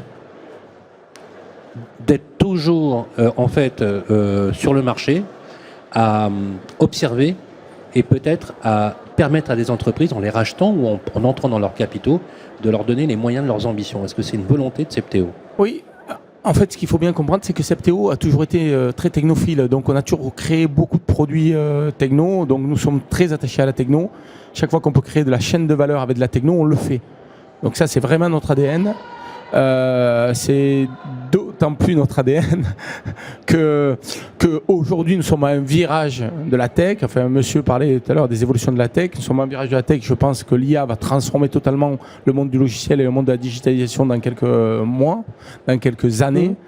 Et nous sommes évidemment à l'écoute de toutes les technologies qui sont créés dans ce monde-là, mais pas que dans ce monde-là. Hein. Pour créer, par contre, ce qui est une spécificité de Septéo, c'est que nous sommes toujours en train de chercher des technos qui créent de la valeur dans une chaîne de valeur globale. Pierre Leroy, vous restez avec nous. Hugues Galambrin, vous restez avec nous. On fait une petite pause. On revient dans quelques instants. À tout de suite. Sud Radio, les vraies voix qui font bouger la France, les vraies voix responsables. Responsable en direct du salon Rent dédié à l'innovation au secteur de l'immobilier. Et avec moi, Sylvain. Sylvain, ça va? Tout va bien? Mieux, ça serait de la gourmandise. Voilà. Et on parlait il y a quelques instants d'innovation, mais on parle aussi de cette crise forcément de l'immobilier et forcément mieux que les agents immobiliers, en tout cas les agences immobilières, de connaître, d'apprécier le terrain. On va en parler avec Charles Marinakis qui est avec nous, président Century 21 France. Bonsoir, merci d'être avec nous. Cette crise de l'immobilier forcément frappe de plein fouet aujourd'hui sur différents sujets. Vous en êtes forcément l'un des acteurs qui subit cette crise et pourtant ce marché se dynamise et va chercher des solutions pour résister. Alors d'abord, merci de cette invitation. Moi, je suis ravi de me retrouver là avec vous. Je voudrais qu'on fasse un petit distinguo, si vous voulez bien, entre crise de l'immobilier et crise du logement. Oui. Moi, je considère qu'il n'y a pas de crise de l'immobilier. Ça sous-entendrait que les gens qui ont acheté ou investi dans l'immobilier sur les 10-15 dernières années sont en danger. Or, ce n'est pas le cas, ils ne le sont pas. Ils ne le sont pas grâce d'ailleurs aux conditions d'accès au crédit en France, puisqu'on emprunte à taux fixe et que ça a protégé beaucoup de ménages, cette augmentation, une augmentation brutale des taux, ce qui n'était typiquement pas le cas aux États-Unis. Et que la deuxième raison, si on se dit la vérité, qui peut aujourd'hui ne pas se féliciter d'avoir fait un investissement sur les 10, 15 ou 20 dernières années, puisque le prix de l'immobilier a en moyenne progressé de 30 à 50%. Donc, ce n'est pas une crise de l'immobilier en tant que telle. En revanche, il y a une vraie crise du logement, proprement dite, qui nous affecte, nous, pour une partie en tout cas, puisqu'on est concerné par les transactions dans l'immobilier ancien. On est moins concerné par le neuf, on est concerné aussi par la location, mais notre cheval de bataille, c'est la transaction dans l'ancien. Là, évidemment, on est affecté comme tout le monde, mais quand vous venez dire ça au Rent, je trouve qu'en fait, il y a beaucoup d'énergie ici. Vous voyez, c'est quand même un marché qui est extrêmement tonique. Regardez, il y a de l'ambiance, il y a des gens, il y a des stands. Donc, c'est pas un marché atone, c'est pas un métier atone, c'est un marché qui est extrêmement vivant. Certes, il est ralenti parce que voilà, les conditions macroéconomiques sont plus réunies pour que ce soit aussi fluide qu'avant. Mais moi, quand je vois autant de créativité et de tonicité, franchement, je me réjouis d'être agent immobilier tous les jours. Alors moi, je bois du petit lait. Voilà, je bois du petit lait. Je suis très heureux ce soir. Pas que. Je suis très heureux. Il y a une très belle énergie qui règne. Et je vais vous dire, vous avez raison. Vous savez pourquoi? C'est pas de la méthode Coué. Parce que, en fait, soit on agit, soit on subit. Et vous avez dit une chose très juste. C'est qu'il n'y a pas de crise de l'immobilier, il y a une crise du logement. Et ça, c'est dramatique et on va en parler tout à l'heure parce que qui paye pour ça, finalement? Ce sont les Français qui sont mal logés, encore une fois. Quand vous dites, justement, dans cette volonté d'essayer de faire valoir le rôle du professionnel, quand vous entendez l'autorité de la concurrence qui est en train de vouloir peut-être vous déréguler, est-ce que ça vous fait hurler? À moi, ça me fait, je dirais, sortir de mes gonds, on va dire ça comme ça, et je suis poli en le disant. Vous savez que j'ai été auditionné par l'autorité de la concurrence, comme Daniel Dubrac ici présent. Et en fait, j'ai été extrêmement vexé de la restitution de ce rapport, parce que d'abord, j'ai le sentiment d'avoir été incompris. Donc d'abord, je me dis que j'ai été mauvais, parce que en fait, j'ai pas été compris. Et en même temps, je suis très vexé parce que la perception qu'ont les autorités du métier d'agent immobilier, elle est d'abord très déceptive pour nous et extrêmement vexatoire parce que on a l'impression qu'on est des escrocs et c'est pas du tout le cas. Ils ont absolument ni rien compris à notre organisation, ni rien compris à la valeur ajoutée qu'on a. Vous avez perçu un manque de reconnaissance? Oui, profondément. Bon, on sait que c'était une instruction qui a été faite à charge, donc on est assez peu surpris du résultat. Mais un manque de considération aussi profond, ça fait longtemps que j'avais pas vu ça pour le coup. Quand on parle des taux forcément d'achat, enfin la banque, les taux d'emprunt, est-ce qu'aujourd'hui, finalement, qu'est-ce que ça crée chez vous? Est-ce que c'est forcément ça ralentit un petit peu les choses? Les gens hésitent ou ça change aussi leur perspective de se dire que on achète plus petit ou différemment ou ailleurs? Alors oui, ça contracte le marché en volume, c'est une certitude aujourd'hui. Nous, on estime aujourd'hui que la baisse de la volumétrie des transactions chez Century 21, en tout cas, elle est l'ordre de 15 à 16%. C'est mieux que d'autres, mais c'est quand même 15 ou 16% sur un réseau qui fait un volume de transactions significatif. Après, il y a 3 types de vendeurs, si vous voulez. Vous avez les vendeurs contraints, qui sont celles et ceux qui ont un projet à court terme, professionnel ou personnel. Ben, ceux-là, ils seront obligés d'ajuster leur prix. Vous avez les vendeurs opportuns. Ceux-là, il faut qu'ils quittent le marché parce que le pigeon de service, ils ne le trouveront plus. Et puis, vous avez ceux que vous décrivez là, Cécile, qui sont les vendeurs incertains. Alors, ils ne savent pas s'il faut vendre maintenant, si c'est le bon moment. C'est comme la voiture électrique, ça. C'est le même sentiment. Exactement. En fait, un projet immobilier, c'est un projet personnel. C'est toujours le bon moment d'acheter ou de vendre si c'est votre projet à vous, si c'est un projet de vie personnel. Personne ne s'est arrêté d'acheter parce qu'il faut 4%, parce que les intérêts sont à 4%. Encore faut-il que vous ayez les moyens d'acheter. Et si ce n'est pas le cas, il faut faire ce que vous venez de dire, acheter plus loin, acheter plus petit, adapter son projet à ses capacités financières. Mais on a connu des hausses de taux, on a l'âge d'avoir connu des taux à 16%. Ne dis pas ça, on passe pour des vieux. Mon cher Charles. Donc ça en c'est vrai que 14%, 16%. Oui, ça n'a pas empêché d'acheter, bien évidemment. Comment on fait pour restaurer la confiance des Français? Alors moi, je n'ai pas la responsabilité de la restauration de la confiance des Français. Hélas. Moi, je crois qu'il faut... Si je devais prendre une posture, je dirais, il faut rappeler aux Français qu'on a travesti la philosophie de l'investissement originel dans l'immobilier. Quand on achète une résidence principale, ce n'est pas un produit de spéculation, l'immobilier, c'est un produit de capitalisation. C'est quelque chose qu'on construit dans le temps, c'est-à-dire il faut 10, 15, 20 ans. Et au bout de 20 ans, quand vous avez payé votre crédit, vous avez construit un capital. D'abord, vous avez sécurisé la vie de votre foyer pendant 15 ou 20 ans. Et puis, vous avez créé un patrimoine parce que vous avez remboursé le crédit que vous avez contracté. C'est un produit de capitalisation sur du moyen et long terme. Et on a travesti ça en considérant qu'aujourd'hui, c'est un produit de spéculation à court terme. Mais non, ce n'est pas tout à fait logique que quand vous vendiez au bout de 5 ans, il n'y a pas de raison objective pour que vous fassiez plus 30% de plus-value.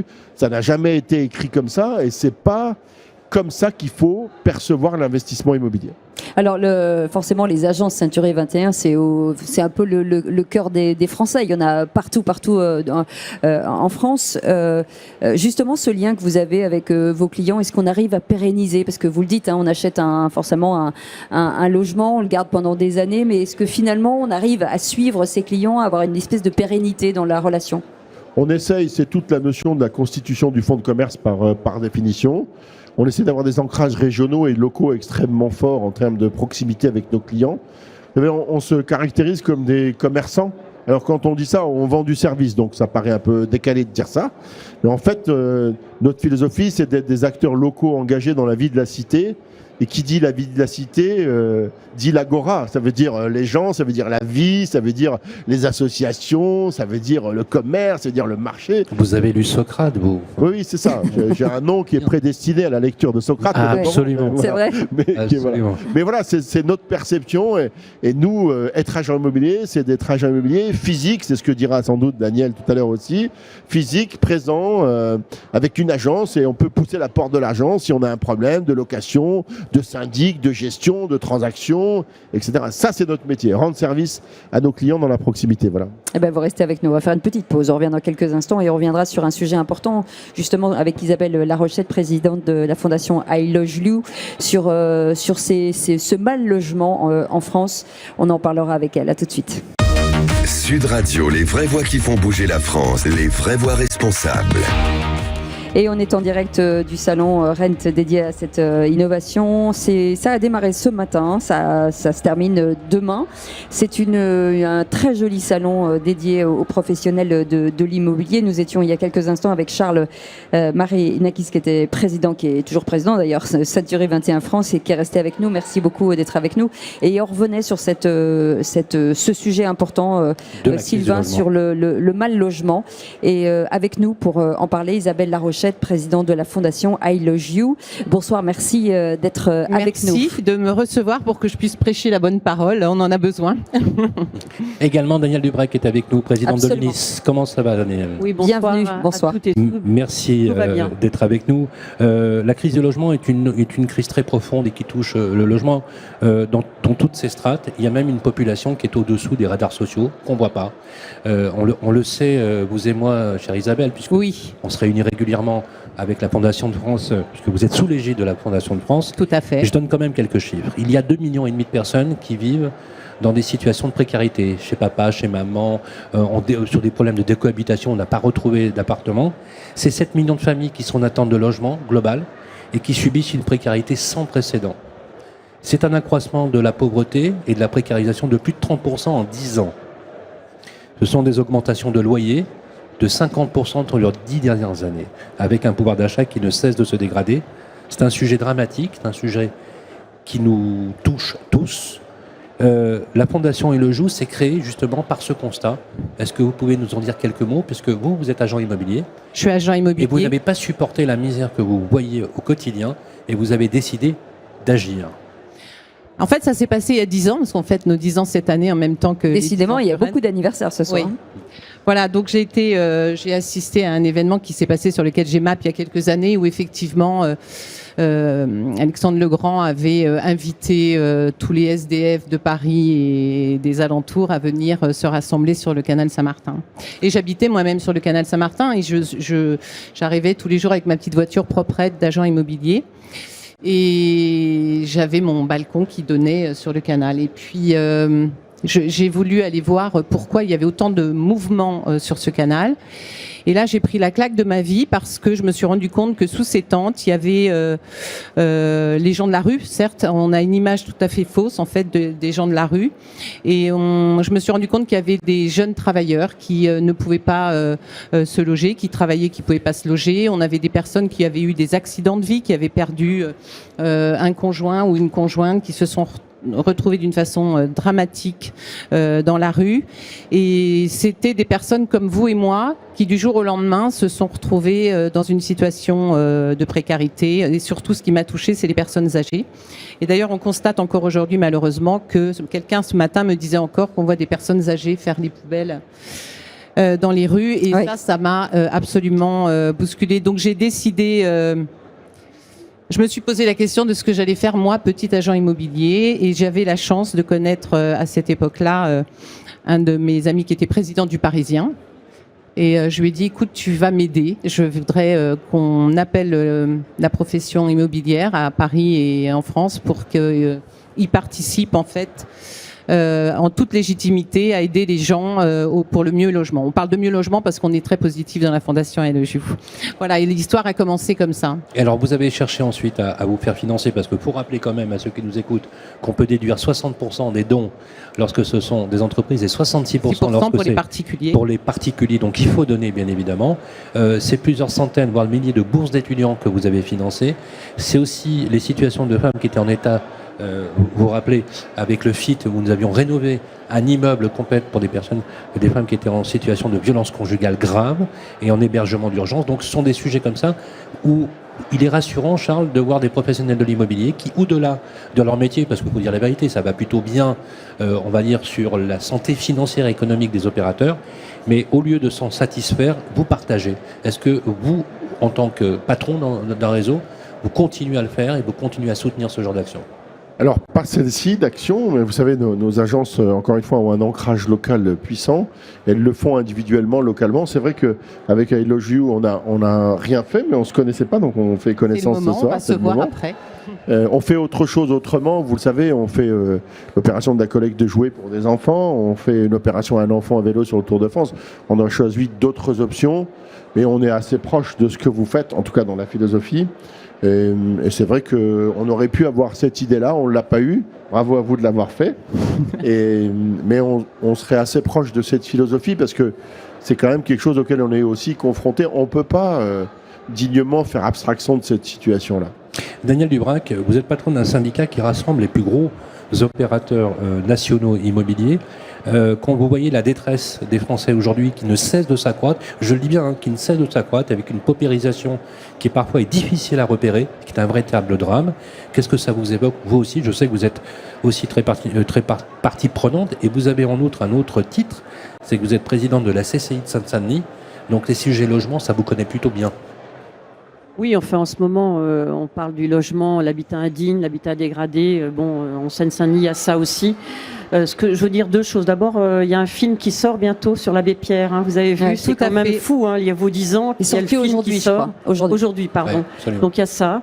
Deuxièmement, il y a ceux qui sont mal logés et qui sont dans la rue.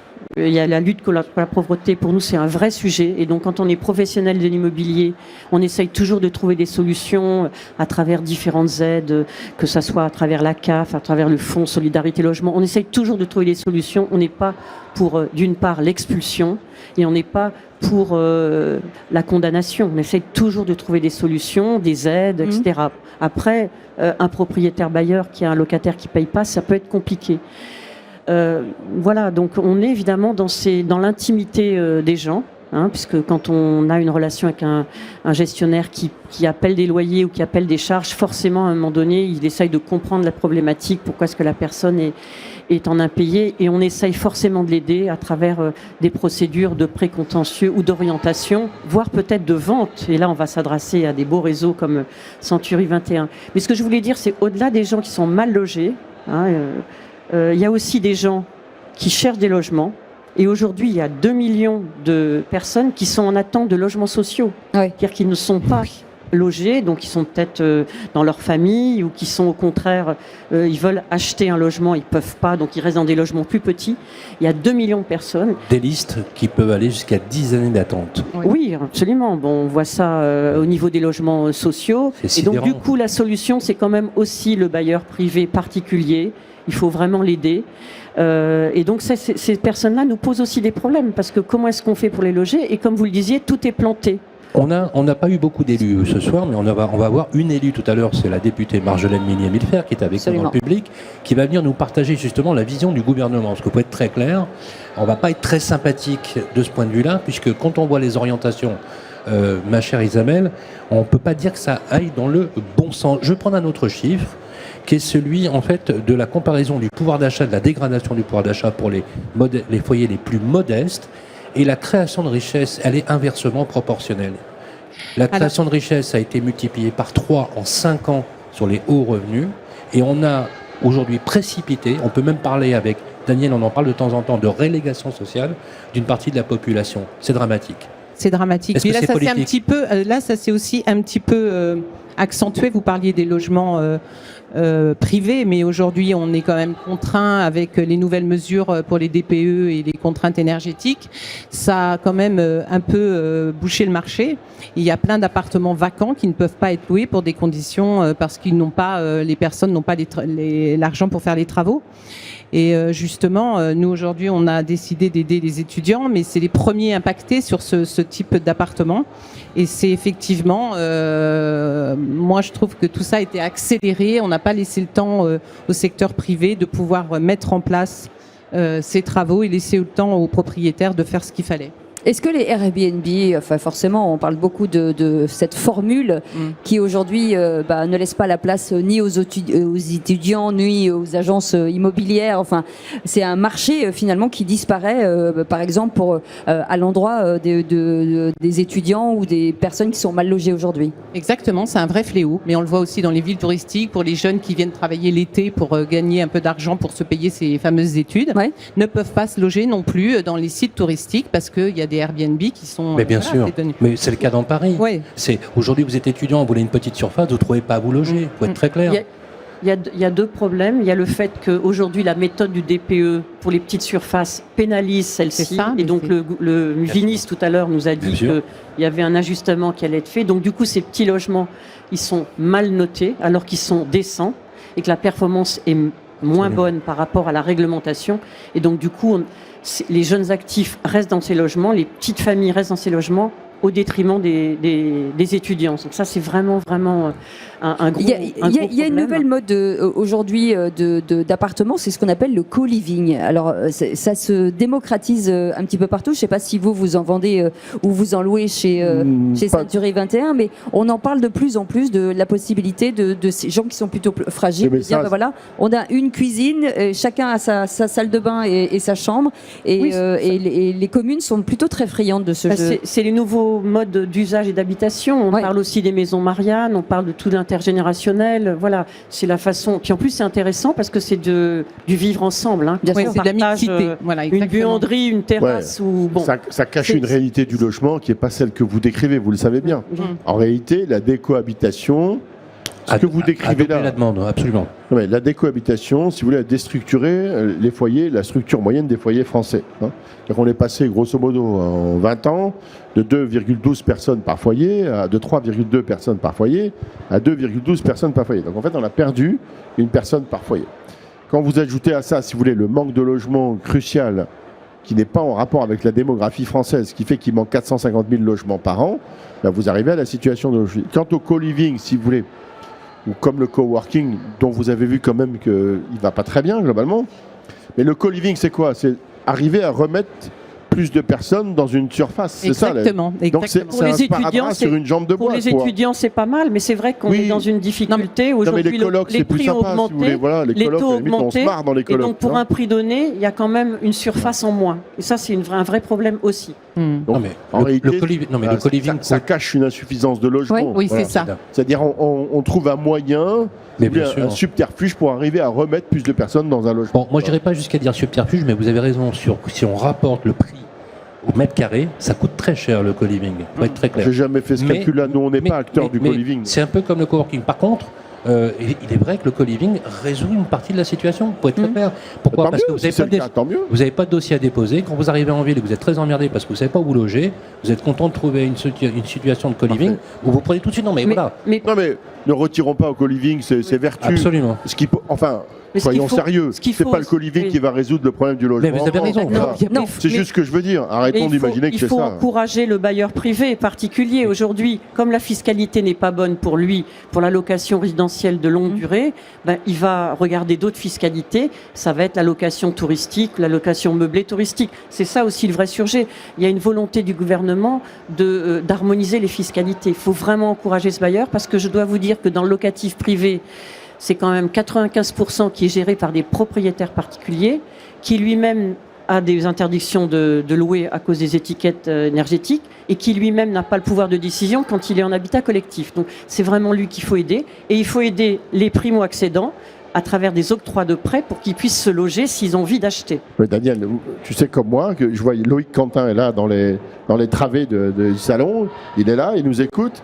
Loïc, toi, d'autres, nous, on a milité pour un statut du bailleur privé. Et le gouvernement a fait fi de cette demande-là. On n'a absolument pas été entendu pour arriver à harmoniser les... Donc c'est politique. Évidemment, non, mais c'est bien de notamment, le dire. Alors, mais dites-le, pour corriger une chose, ce qui est vraiment politique, Sylvain, ce qui est politique, c'est le marché de la location. Ça, c'est politique. Parce que on est d'accord. Là, on aurait la possibilité d'avoir un arsenal juridique, donc ce à quoi fait allusion Daniel. Projet de loi de finances, on aurait pu vous donner l'amortissement, ce que vous appelez le statut des bailleurs privés. On aurait pu élargir les aides, bien évidemment. Donc c'est politique, on est d'accord. Merci de l'avoir dit. C'est politique, la politique. Mais le logement, c'est politique. Surtout que ça rapporte 2 fois plus que ça ne dépense. Oui, alors tout le monde dit ça coûte 40 milliards, ça en rapporte 90. Merci Charles. Daniel, ces 40 milliards qui servent à rien, ça marche pas. Ok. Charles, on va continuer. Ce sera le mot de la fin. Merci beaucoup Charles Marinakis, président de Century 21. Vous restez avec nous. Merci beaucoup Isabelle Larochette, présidente de la fondation I Love You. Et merci beaucoup Daniel Dubrac, présidente de l'UNIS. Dans un instant, on va parler rénovation énergétique puisque vous nous avez lancé là-dessus. On va en parler dans un instant. On fait une petite pause. On est ensemble jusqu'à 20h. À tout de suite. Sud Radio, les vraies voix qui font bouger la France, les vraies voix responsables. Et nous sommes de retour en direct du salon Rent dédié à l'innovation des secteurs de l'immobilier. On parlait il y a quelques instants de mal logement et on parle forcément aussi de rénovation énergétique et nous recevons nos invités. Stéphane Hervé Parent, fondateur de... Non, je dis une bêtise, pardon, c'est pas du tout ça, je suis là. Madame la députée Marjolaine Meignier-Millefert, merci d'être avec nous. Vous êtes députée Renaissance de l'Isère. Loïc Quentin qui est avec nous, président d'un FNAIM. Bonsoir, merci d'être avec nous. Et puis, on a gardé aussi avec nous nos invités. Oui. Charles Marinakis, toujours présent et toujours aussi dynamique sur la question. Merci en tout cas d'être avec nous. Et Laurent Nataf, le président de Melior, qui est avec nous. Vous êtes un spécialiste de la rénovation énergétique.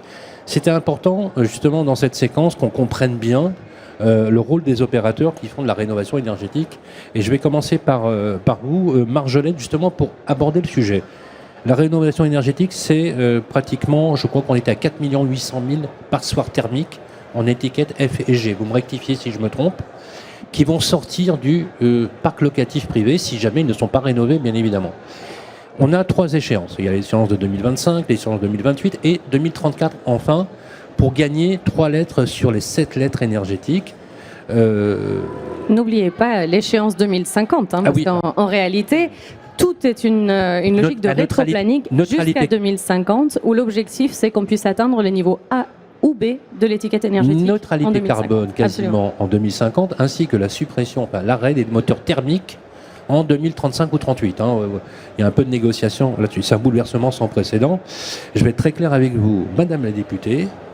Quand on voit la taille du chantier, on se dit qu'on n'est pas vraiment dans les clous en termes de timing. Question, est-ce que vous reverrez concrètement en présence du politique de la profession qui est là et des opérateurs, est-ce que vous reverrez quand on sera au gué, avant de traverser la rivière, le planning que vous nous avez fixé, que la loi nous a fixé? Alors, l'objectif, tous ensemble, c'est que non, nous ne révisions pas le planning. L'objectif, c'est de mettre personne au pied du mur, mais l'objectif, c'est certainement pas de jeter l'éponge avant la fin du match. Donc, l'objectif aujourd'hui, c'est de mettre absolument tout en œuvre pour tenir le planning. Parce que, en fait, aucun d'entre nous, on a envie de déroger, en fait, à ce planning. Ça, c'est vraiment intéressant. C'est d'ailleurs vrai politiquement. Là, je viens de commettre un rapport parlementaire sur la rénovation énergétique. C'est le 2e en peu de temps. Et là, nous sommes co-rapporteurs avec Julie Laernous, qui est pas du même parti politique que moi. Elle est vert.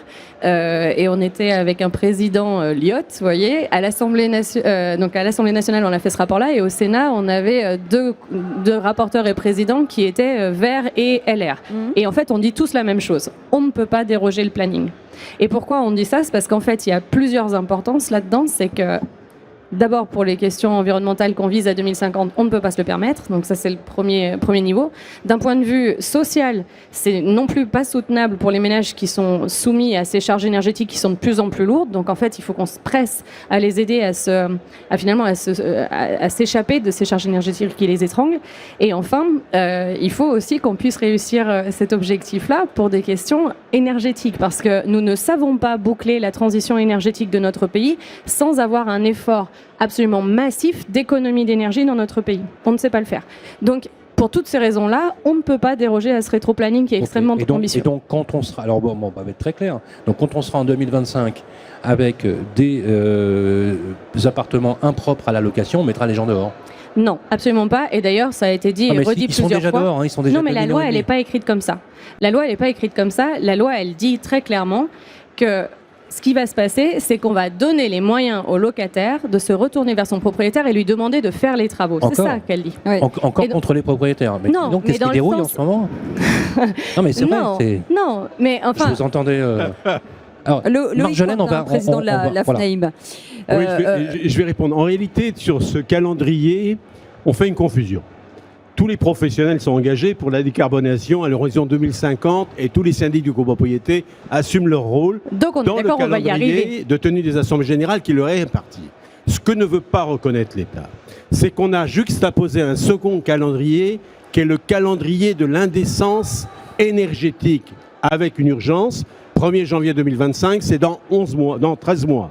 C'est-à-dire, on va voir une grande partie d'appartements qui sont loués, qui ne pourront plus être loués. Alors la loi, elle est rédigée de telle façon, mon cher Sylvain, qu'on dit que les appartements, on ne pourra pas louer un appartement au 1er janvier 2025. C'est-à-dire que les appartements loués au 1er janvier 2025 seront frappés d'indécence.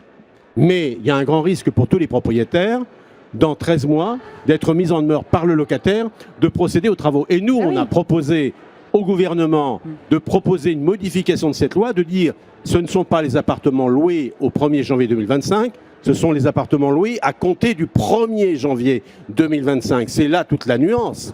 Parce qu'aujourd'hui, un propriétaire est exposé par une mise en cause de son locataire au 1er janvier 2025 parce qu'il sera maintenu dans les lieux et avoir un appartement classé G et qui sera loué à cette époque. Et ce n'est pas l'État qui est responsable. Ce n'est pas l'État qui interprète le droit.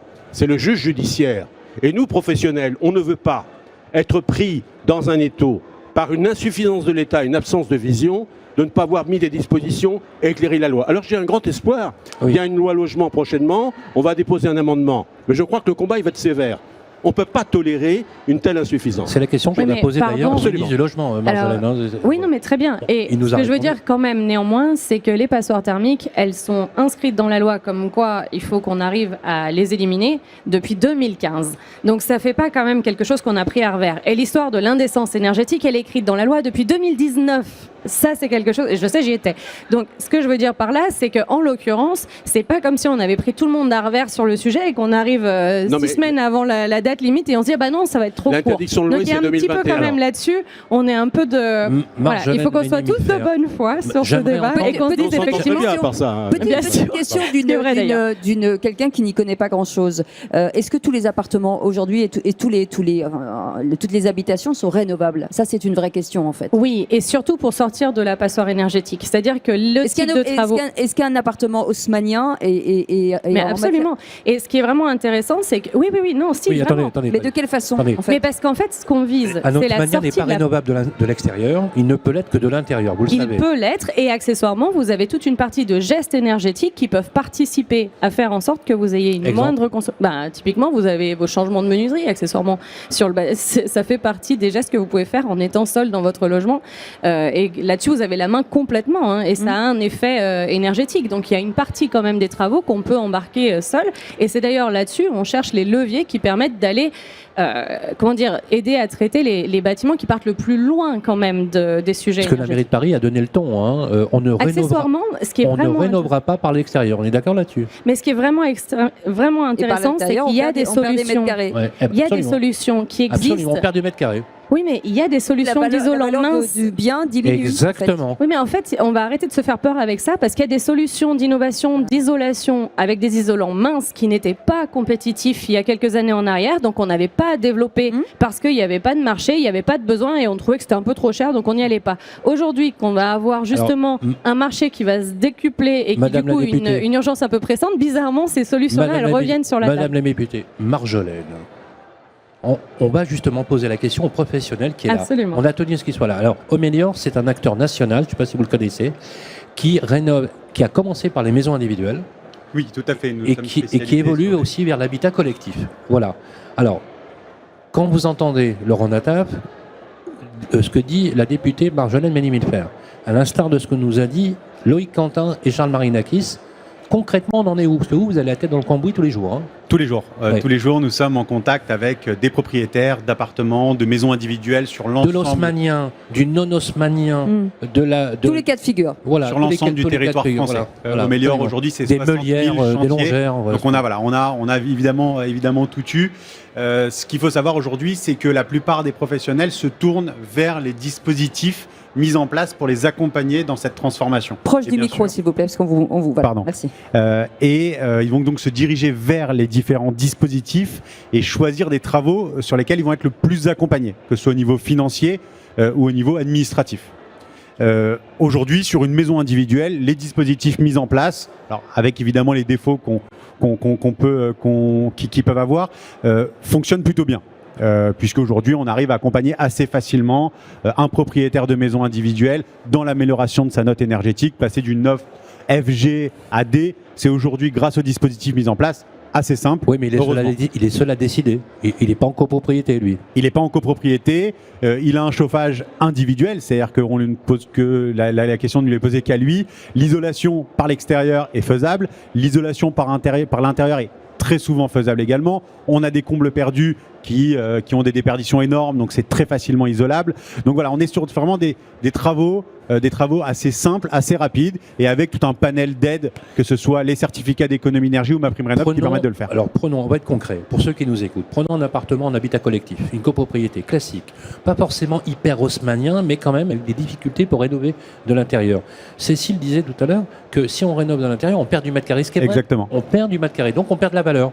Donc des personnes qui se sont saignées à blanc pour acheter un appartement, c'est vrai, et qui se voient en fait renier une partie de leur propriété, question, est-ce qu'on peut, comme le disait la députée Marjolaine Ménimilfer, est-ce qu'on peut avoir des travaux, des techniques qui permettent de réduire l'impact de la perte du mètre carré? Voilà. Alors oui, il y a plein de choses qui existent. Si on parle d'isolant mince, c'est des produits qu'on maîtrise extrêmement bien. C'est quoi ça, un isolant mince? Un isolant mince, c'est en fait un isolant alvéolé qui isole aussi bien qu'un rouleau de laine de verre qui va faire 20 cm ou 28 cm. La seule problématique, c'est que quand vous travaillez dans un appartement haussmannien, il va falloir évidemment que cet isolant soit coffré derrière des plaques de placo. Au niveau esthétique, ça sera moins joli que les moulures de l'haussmannien. On perd du charme, mais on perd également aussi de la surface. Et c'est vrai qu'aujourd'hui, au vu du prix du mètre carré, nous, en tous les cas, en tant que professionnels, ça nous est aujourd'hui jamais arrivé d'isoler les murs d'un appartement haussmannien. Aujourd'hui, quand on va parler avec un propriétaire d'appartement, que ce soit à Paris ou en province, on va, dans la majeure partie des cas, devoir se tourner vers la copropriété. Aujourd'hui, la vraie problématique et les vrais pics de consommation sont faits par les modes de chauffage type fuel, gaz. Vous parliez des fenêtres et de la menuiserie. Oui, c'est un point qui est extrêmement important, mais sur lequel malheureusement les aides sont encore trop légères, puisque aujourd'hui, ça coûte assez cher et on est sur des aides qui représentent 5 à 8% du prix de la menuiserie. Donc, c'est la difficulté de l'appartement. On accompagne beaucoup de copropriétés. On travaille avec beaucoup de syndics de copropriétés qu'on essaie vraiment d'accompagner, mais on est sur des process qui sont beaucoup plus longs, où ça doit passer en assemblée générale, où on fait appel à des bureaux d'études pour tout ce qui est mise en place des nouveaux chauffages, etc. Et c'est vrai qu'on a en face de nous des personnes qui ne connaissent pas forcément bien, donc on est sur un accompagnement à long terme.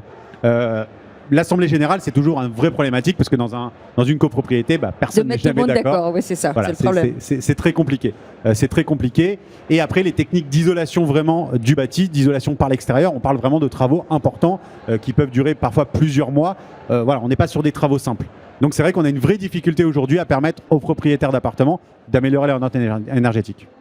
Oui, je crois que vous vouliez intervenir peut-être. Oui, j'entends le professionnel de la rénovation. Je vous entends, madame, en tant que représentante de la députation. En fait, c'est un choix politique. Vous faites un choix politique que vous avez clairement exprimé, qui consiste à ne pas différer cet agenda de remise en conformité énergétique. Donc vous savez que techniquement, il n'est pas tenable. C'est-à-dire, en fait, ce n'est pas nous qui délivrons les certifications, monsieur les certifiés. On n'a pas eu le temps, mécaniquement, vous n'avez pas eu le temps de délivrer les certifications. Et quand bien même, aujourd'hui, on voudrait se mettre en conformité, ce qui est le cas d'une majorité des Français, parce que sur la philosophie de la loi, je vous assure, tout le monde est d'accord. Hein. Nous, on est militants pour ça, il n'y a pas de sujet. Et on est même d'ailleurs des acteurs de cette rénovation, même si l'autorité de la concurrence ne nous reconnaît pas cette qualité-là. Mais on y reviendra. Au-delà de ça, on est tous d'accord pour ça.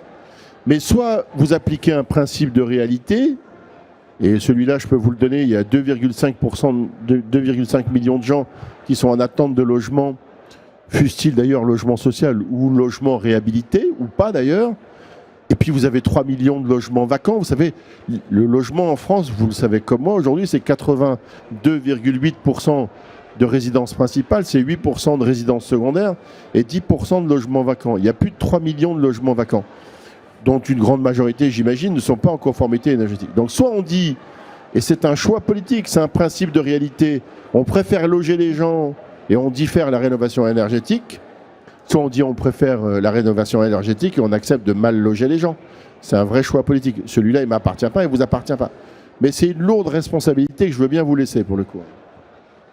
En fait, la problématique, c'est que vous pouvez essayer de laisser à tous les pouvoirs politiques que vous voulez la responsabilité de savoir si on doit ou pas atteindre l'objectif 2050. La réalité, c'est qu'aucun d'entre nous ne peut se défausser. Vous avez vu les effets du changement climatique dans vos quotidiens. Vous avez vu aujourd'hui les vagues de chaleur dont souffrent les ménages. Vous avez vu la crise énergétique qui touche les ménages. Donc en réalité, cette question de responsabilité, je suis d'accord avec vous, en fait c'est une responsabilité politique de dire il est beaucoup trop tôt pour déroger à quelque calendrier que ce soit. Et aujourd'hui, vous et moi, et je sais que vous êtes très actifs dans le réseau pour le faire, il faut qu'on trouve les moyens de faire ces travaux de rénovation. Et je suis d'accord avec vous qu'il y a plusieurs choses à mettre en œuvre. La première, c'est que vous avez raison, il y a des logements vacants, ça tombe bien, des logements vacants, ça veut dire qu'on peut les rénover sans avoir à déplacer les gens. Donc faisons les rénovations des logements vacants. Faisons en sorte que les gens s'installent dans ces Moi, je voudrais répondre. Encore une spécialité française. Spécialité française. Cocorico oblige. Les Français ont voulu être plus exemplaires que le reste de l'Europe. 2015, l'obligation est en place. Marjolaine. On est tous d'accord pour l'objectif et le planning à tenir. Ce qui est insupportable et ce qui n'est pas tenable et qui fait courir un risque au marché immobilier, c'est l'indécence énergétique programmée. On demande uniquement, nous FNEM, on a proposé de suspendre l'indécence énergétique à l'adoption d'un plan pluriannuel de travaux. On n'a pas été entendu. Elle n'est pas décrétée publiquement, l'indécence énergétique. Elle est vécue par un nombre important de Français. Un Français sur 5 qui souffre de froid dans son logement aujourd'hui en France. Je ne parle de l'indécence au sens de la location. Oui, mais moi je vous parle de l'indécence au titre du fait qu'il y a des gens qui habitent et qui n'ont pas les moyens de payer leurs factures. On retire du parc locatif une offre importante de logements à louer. J'écoutais le débat tout à l'heure. L'urgence dans ce pays, c'est les 300 000 SDF. Et le facteur d'exclusion, c'est pas le travail, c'est le logement aujourd'hui. On est d'accord. C'est le premier marqueur social. Absolument. À Paris, 40% des logements sont F&G. Ils ne seront pas rénovés à échéance à date. Ça, c'est un problème. Mais encore une fois, on ne mettra pas les gens dehors. Il faut pas le dire. Sur notamment les logements vacants, il y a quelque chose que n'aborde pas la loi. Quand on parle Paris, c'est vrai que l'Assemblée nationale est à Paris. Mais quand on parle Paris, le mètre carré est à 9 900 € le mètre carré. Quand on fait une intégration de 700 € de travaux sur 9 900 € de prix de vente, c'est pas la même chose que quand on est à Saint-Étienne sur 700 € de travaux sur un prix de vente de 1200. Là aussi, les politiques d'accompagnement, elles devraient être différenciées selon les territoires. Loïc Quentin, vous voulez dire que le coût du mètre carré est le même en rénovation, qu'il vaille 1 500 €, qu'il vaille 15 000 €. Absolument. Voilà. Et ça n'a pas la même incidence pour l'usage. C'est pas la même incidence. Absolument. Le montant des aides est le même. Oui, le montant des aides est le même. Je reviens 2 secondes. Madame la députée, est-ce que ça n'incite pas finalement sur le diagnostic à créer de la fraude ?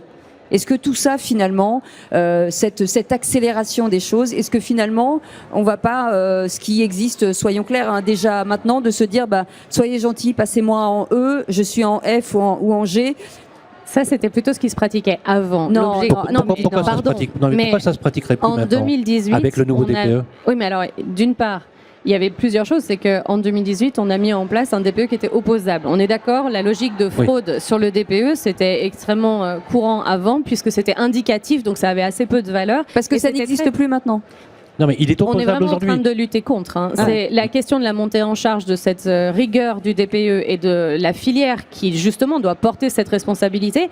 Aujourd'hui, les gens qui font des DPE, ils ont une responsabilité vis-à-vis des diagnostics qu'ils réalisent. Donc aujourd'hui, on ne peut pas le faire impunément. Il faut en avoir quand même conscience. Le nouveau DPE, après l'échec de juillet, Emmanuel Vargon avait fait une mouture, pour rappeler Loïc Quentin, en novembre 2021, me semble-t-il, sur le nouveau DPE, qui devient opposable. Opposable, ça veut dire qu'en fait, vous avez doté d'un moyen juridique, en fait, un moyen coercitif de retournement sur le diagnostiqueur ou la personne. C'est ça, on responsabilise celui qui fait le diagnostic. Mais qui contrôle? Ah non, mais alors attendez, le problème, c'est que le volume, Marjolaine, de tous les DPE aujourd'hui, si on devait aujourd'hui contrôler la réalité des opérations, c'est tout simplement impossible. Mais est-ce que vous êtes en train de chercher avec moi des excuses pour ne pas faire ? Mais non. On est d'accord. Donc on va ensemble chercher des solutions pour lever toutes les problématiques qu'on rencontre. Parce que ce qui est la réalité aujourd'hui, on est en train aujourd'hui de chercher ensemble toutes les solutions pour lever les freins que vous êtes en train de mettre en avant. Parce que moi je les nie pas, je suis d'accord avec vous qu'il y a tout un tas de problèmes dans la rénovation énergétique. Je ne vais pas vous dire l'inverse. Je viens d'écrire un rapport qui essaie justement de lister tous ces freins, de les nommer et d'apporter des solutions.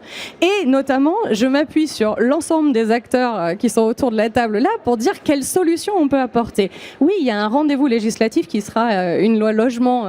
Moi, je vous invite effectivement à nourrir avec moi de solutions, ce qui nous permettra de tenir les calendriers. Je pense qu'il est vraiment trop tôt. Aujourd'hui, on met trop d'énergie à se battre contre l'objectif, alors qu'en fait, l'objectif, on le partage. Battez-vous à nos côtés pour mettre en place la banque de la rénovation qu'on a mis en place. Tout à l'heure, nous décernions un prix avec ma collègue Julie Laernous à Procivis et au réseau Séraphin sur l'idée de la création d'une banque de la rénovation. Pourquoi ? Parce qu'on se rend compte qu'aujourd'hui, il y a tout un tas de Français qui n'arrivent pas à avoir accès à des prêts quand ils n'ont pas assez de moyens. Et donc aujourd'hui, on essaye de lever ces freins-là pour que tout le monde puisse avoir des moyens d'accéder aux travaux sur la rénovation énergétique. Loïc, on peut comprendre. Alors, j'admire la passion que vous mettez dans vos propos. Mais sans passion, on n'y arrivera pas. Donc c'est sûr qu'on va la mettre la passion. On aurait presque envie d'y croire. Seul problème, mais moi, j'y crois, pour de vrai. Mais le seul problème, Madame la députée, c'est que vous avez Charles Marinakis qui vous dit il y a une réalité. Et cette réalité, permettez-moi de vous le dire, elle n'est pas exactement dans le sens que vous décrivez, Loïc Quentin. Tout à fait. De toute façon, nous, elle a dit, ce calendrier, il n'était pas tenable, il est insupportable. On ne peut pas l'avoir. C'est surtout le problème de l'indécence programmée qui est en cause. C'est ça qu'on veut faire lever. C'est pas la rénovation énergétique. On est engagé dans nos copropriétés à faire tout ce qu'il faut pour la rénovation énergétique. C'est simplement sur cette indicence programmée qu'il faut effectivement agir.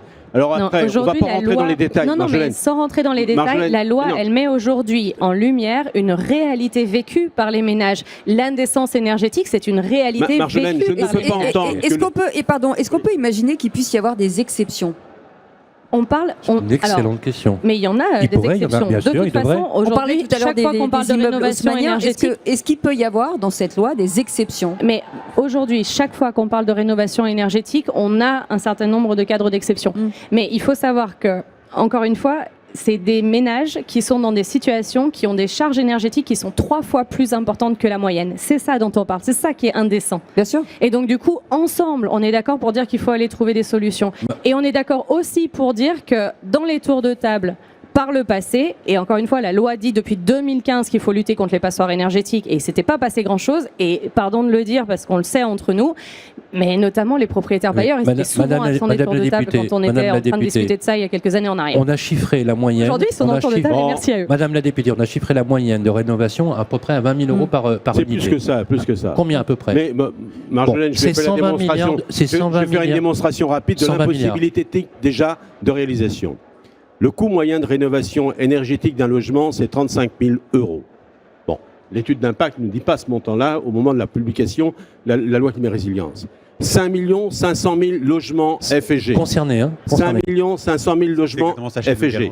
Attendez, ça fait 35 000 combien euros, ça nous fait 200 milliards de travaux. Pour atteindre l'objectif de décarbonation des FG, passer à une classe supérieure, il nous reste 4 ans. 200 milliards de travaux, c'est 50 milliards de travaux par an. Si on prend les chiffres d'activité du bâtiment, l'activité de rénovation, entretien, extension du parc résidentiel, c'est 53 milliards d'euros de travaux. Comment voulez-vous que l'appareil... C'est 53 milliards d'euros par an de travaux. Comment voulez-vous qu'on puisse accompagner les 50 milliards d'euros de travaux nécessaires à la décarbonation des appartements FG? Le mot de la fin, Madame la députée, parce que là, on est très en retard. Aujourd'hui, le marché de la rénovation énergétique par an, il est quelque chose comme 25 milliards. Donc en fait, on a aussi toute une partie de travaux qu'on ne voit pas et qu'on ne comptabilise pas aujourd'hui dans les chiffres nationaux. Et donc, il y a toute une partie de travaux qu'on peut mettre en œuvre. Il y a une augmentation massive. Aujourd'hui, il faut se rendre compte qu'on est passé de très peu de rénovation globale à une augmentation très importante de rénovation globale. Et aujourd'hui, on est dans une dynamique qui n'a rien à voir avec la période qui a été précédente. Donc moi, je suis très optimiste quand même pour y arriver. Alors, moi, je ne vais pas gâcher votre optimisme. Le mot de la fin, je ne suis pas technique comme mon ami Loïc Quentin. Juste une question purement politique. Vous préférez l'indécence énergétique ou l'indécence du mal logement? Je ne veux pas choisir parce que je ne pense que les gens, ils doivent pas avoir à choisir entre avoir un toit sur la tête ou les moyens de se payer leur chauffage. Non, je pense qu'au contraire, on doit tous les deux refuser ce choix-là. Ce sera le mot de la fin. Merci beaucoup, Madame la députée Marjolaine Meignier-Millefert et députée Renaissance de l'Isère. Merci beaucoup, Loïc Quentin, président de la FNAIN. Merci beaucoup, en tout cas, Charles Marinakis, d'avoir été avec nous, le patron de Century 21 et notre invité. Laurent Nataf. Président Doménior, merci. Et dans un instant, le patron de ce salon viendra avec nous pour fêter un bel anniversaire. On va accueillir Stéphane Scarella, le fondateur aussi originel du RENT. On en parle dans un instant, à tout de suite. Sud Radio, les vraies voix qui font bouger la France, les vraies voix responsables. Bienvenue, on est de retour les amis, c'est un peu la fête ici puisqu'on fête le 10e anniversaire de ce salon. Merci de vous asseoir. Et on retrouve Stéphane Scarella pour ce 10e anniversaire. Merci d'être avec nous, on est ravis en tout cas d'avoir passé ce moment avec vous. 10e anniversaire, l'avenir finalement c'est quoi? Alors il y a l'avenir et puis il y a aussi l'histoire qui est avec nous sur le plateau. Nous avons le fondateur originel. Voilà, parce que s'il n'y a pas d'histoire, il n'y a pas d'avenir. Non, mais tu vas pas faire une nécrologie d'Hervé Parent ce soir. Pas du tout. Hervé Parent, merci d'être avec nous. Vous avez fondé ce salon il y a 10 ans. Aujourd'hui, c'est devenu une petite pépite, une belle grosse pépite. Oui, c'est une grosse pépite, mais c'est parce que Stéphane l'a fait grandir. Il a fait grandir, oui, effectivement, avec cette innovation et toutes ces marques aujourd'hui, tous ces acteurs de l'immobilier qui se croisent et qui se parlent. Et c'était ça aussi l'intérêt, c'est ça, de créer un écosystème. Ouais, l'écosystème, c'est l'industrie, c'est la chaîne de valeur. On a démarré avec les startups et Hervé a initié tout ça il y a 10 ans avec quelques startups, quelques exposants. 23 exposants au Palais Brognard. Un peu plus. Un peu plus, peut-être une quarantaine. Vous devez être très fiers. Large. Il y a vraiment de quoi être fier parce que quand on voit ce que c'est devenu. Et je pense que les bon anniversaire. Bon anniversaire. Bon anniversaire au Rennes. Longue vie au Rennes. 10 ans. Voilà. Merci. Attends, mais je vais refaire le. On peut se déplacer ou pas en régie, vous avez la possibilité de lancer une musique d'anniversaire si vous voulez. Voilà, absolument. Voilà, c'est comme ça qu'il faut faire. Voilà, très bien. Bon anniversaire. Stéphane Scarella, pendant que vous fêtez joyeusement ce 10e anniversaire, l'avenir finalement de ce salon, c'est quoi pour les 10 prochaines années? Écoutez, on est à la fin d'un cycle, à mon avis, sur la PropTech. On le disait ce matin. On va essayer d'en ouvrir un second. Alors, est-ce que c'est élargi à tout ce qui est environnemental et sociétal? Probablement. Et d'ailleurs, c'est le fil vert de cette édition. On a vu beaucoup d'innovations autour des enjeux environnementaux et sociétaux. C'est aussi la construction, donc on est très proche de la Contech. Il y a quelque chose dont je suis convaincu, c'est que la PropTech, soit elle se réinvente très vite, soit elle n'existera plus. Est-ce que tu peux me permettre quelque chose? Bien sûr, tu es chez toi. Je dirige un groupe avec qui je me suis associé avec Olivier Lucas. Et si on est devenu ce qu'on est devenu, c'est grâce au Rent. Et c'est grâce à Hervé Parent qui nous a donné notre chance. C'était en 2015. Merci beaucoup. En tout cas, on vous souhaite le meilleur pour l'avenir et à tous ces professionnels. Et merci à vous, Sylvain, d'avoir partagé cette émission avec nous. On était très heureux, en tout cas, avec Sud Radio, d'être partenaire de ce salon. L'immobilier, c'est aussi nos valeurs à Sud Radio. Vous savez que nous, on est la radio du territoire et du logement, bien entendu. Merci beaucoup. Et merci, cher monsieur, en tout cas, d'avoir été l'initiateur de ce beau salon. Merci à toutes les équipes, forcément, de Radio Immo. Merci à vous, Sylvain, d'avoir été avec nous. On vous retrouve samedi matin à 9h30. Absolument, 9h17, on sera en direct pour Parlons Immo sur... Oui. Un grand merci à l'ensemble des techniciens qui ont bossé sur ces 2 jours. Pas que sur les télévisions, mais j'étais dimanche pour démarrer le montage avec les gens qui mettent de la moquette, les gens qui font les bardages en bois. S'ils n'étaient pas là, ces 200 personnes, il n'y aurait pas de salon. On va donner le numéro 0826 300 300 si vous posez vos questions. On vous répondra sur les émissions sur Sud Radio, puisque sur Sud Radio, on parle vrai. Merci en tout cas d'avoir été avec nous. Passez une très belle soirée. On se retrouve en tout cas avec Philippe David dans Les Vraies Voix demain à partir de 17h. Belle soirée et merci en tout cas de votre fidélité à Sud Radio. Sud Radio. Sud Radio.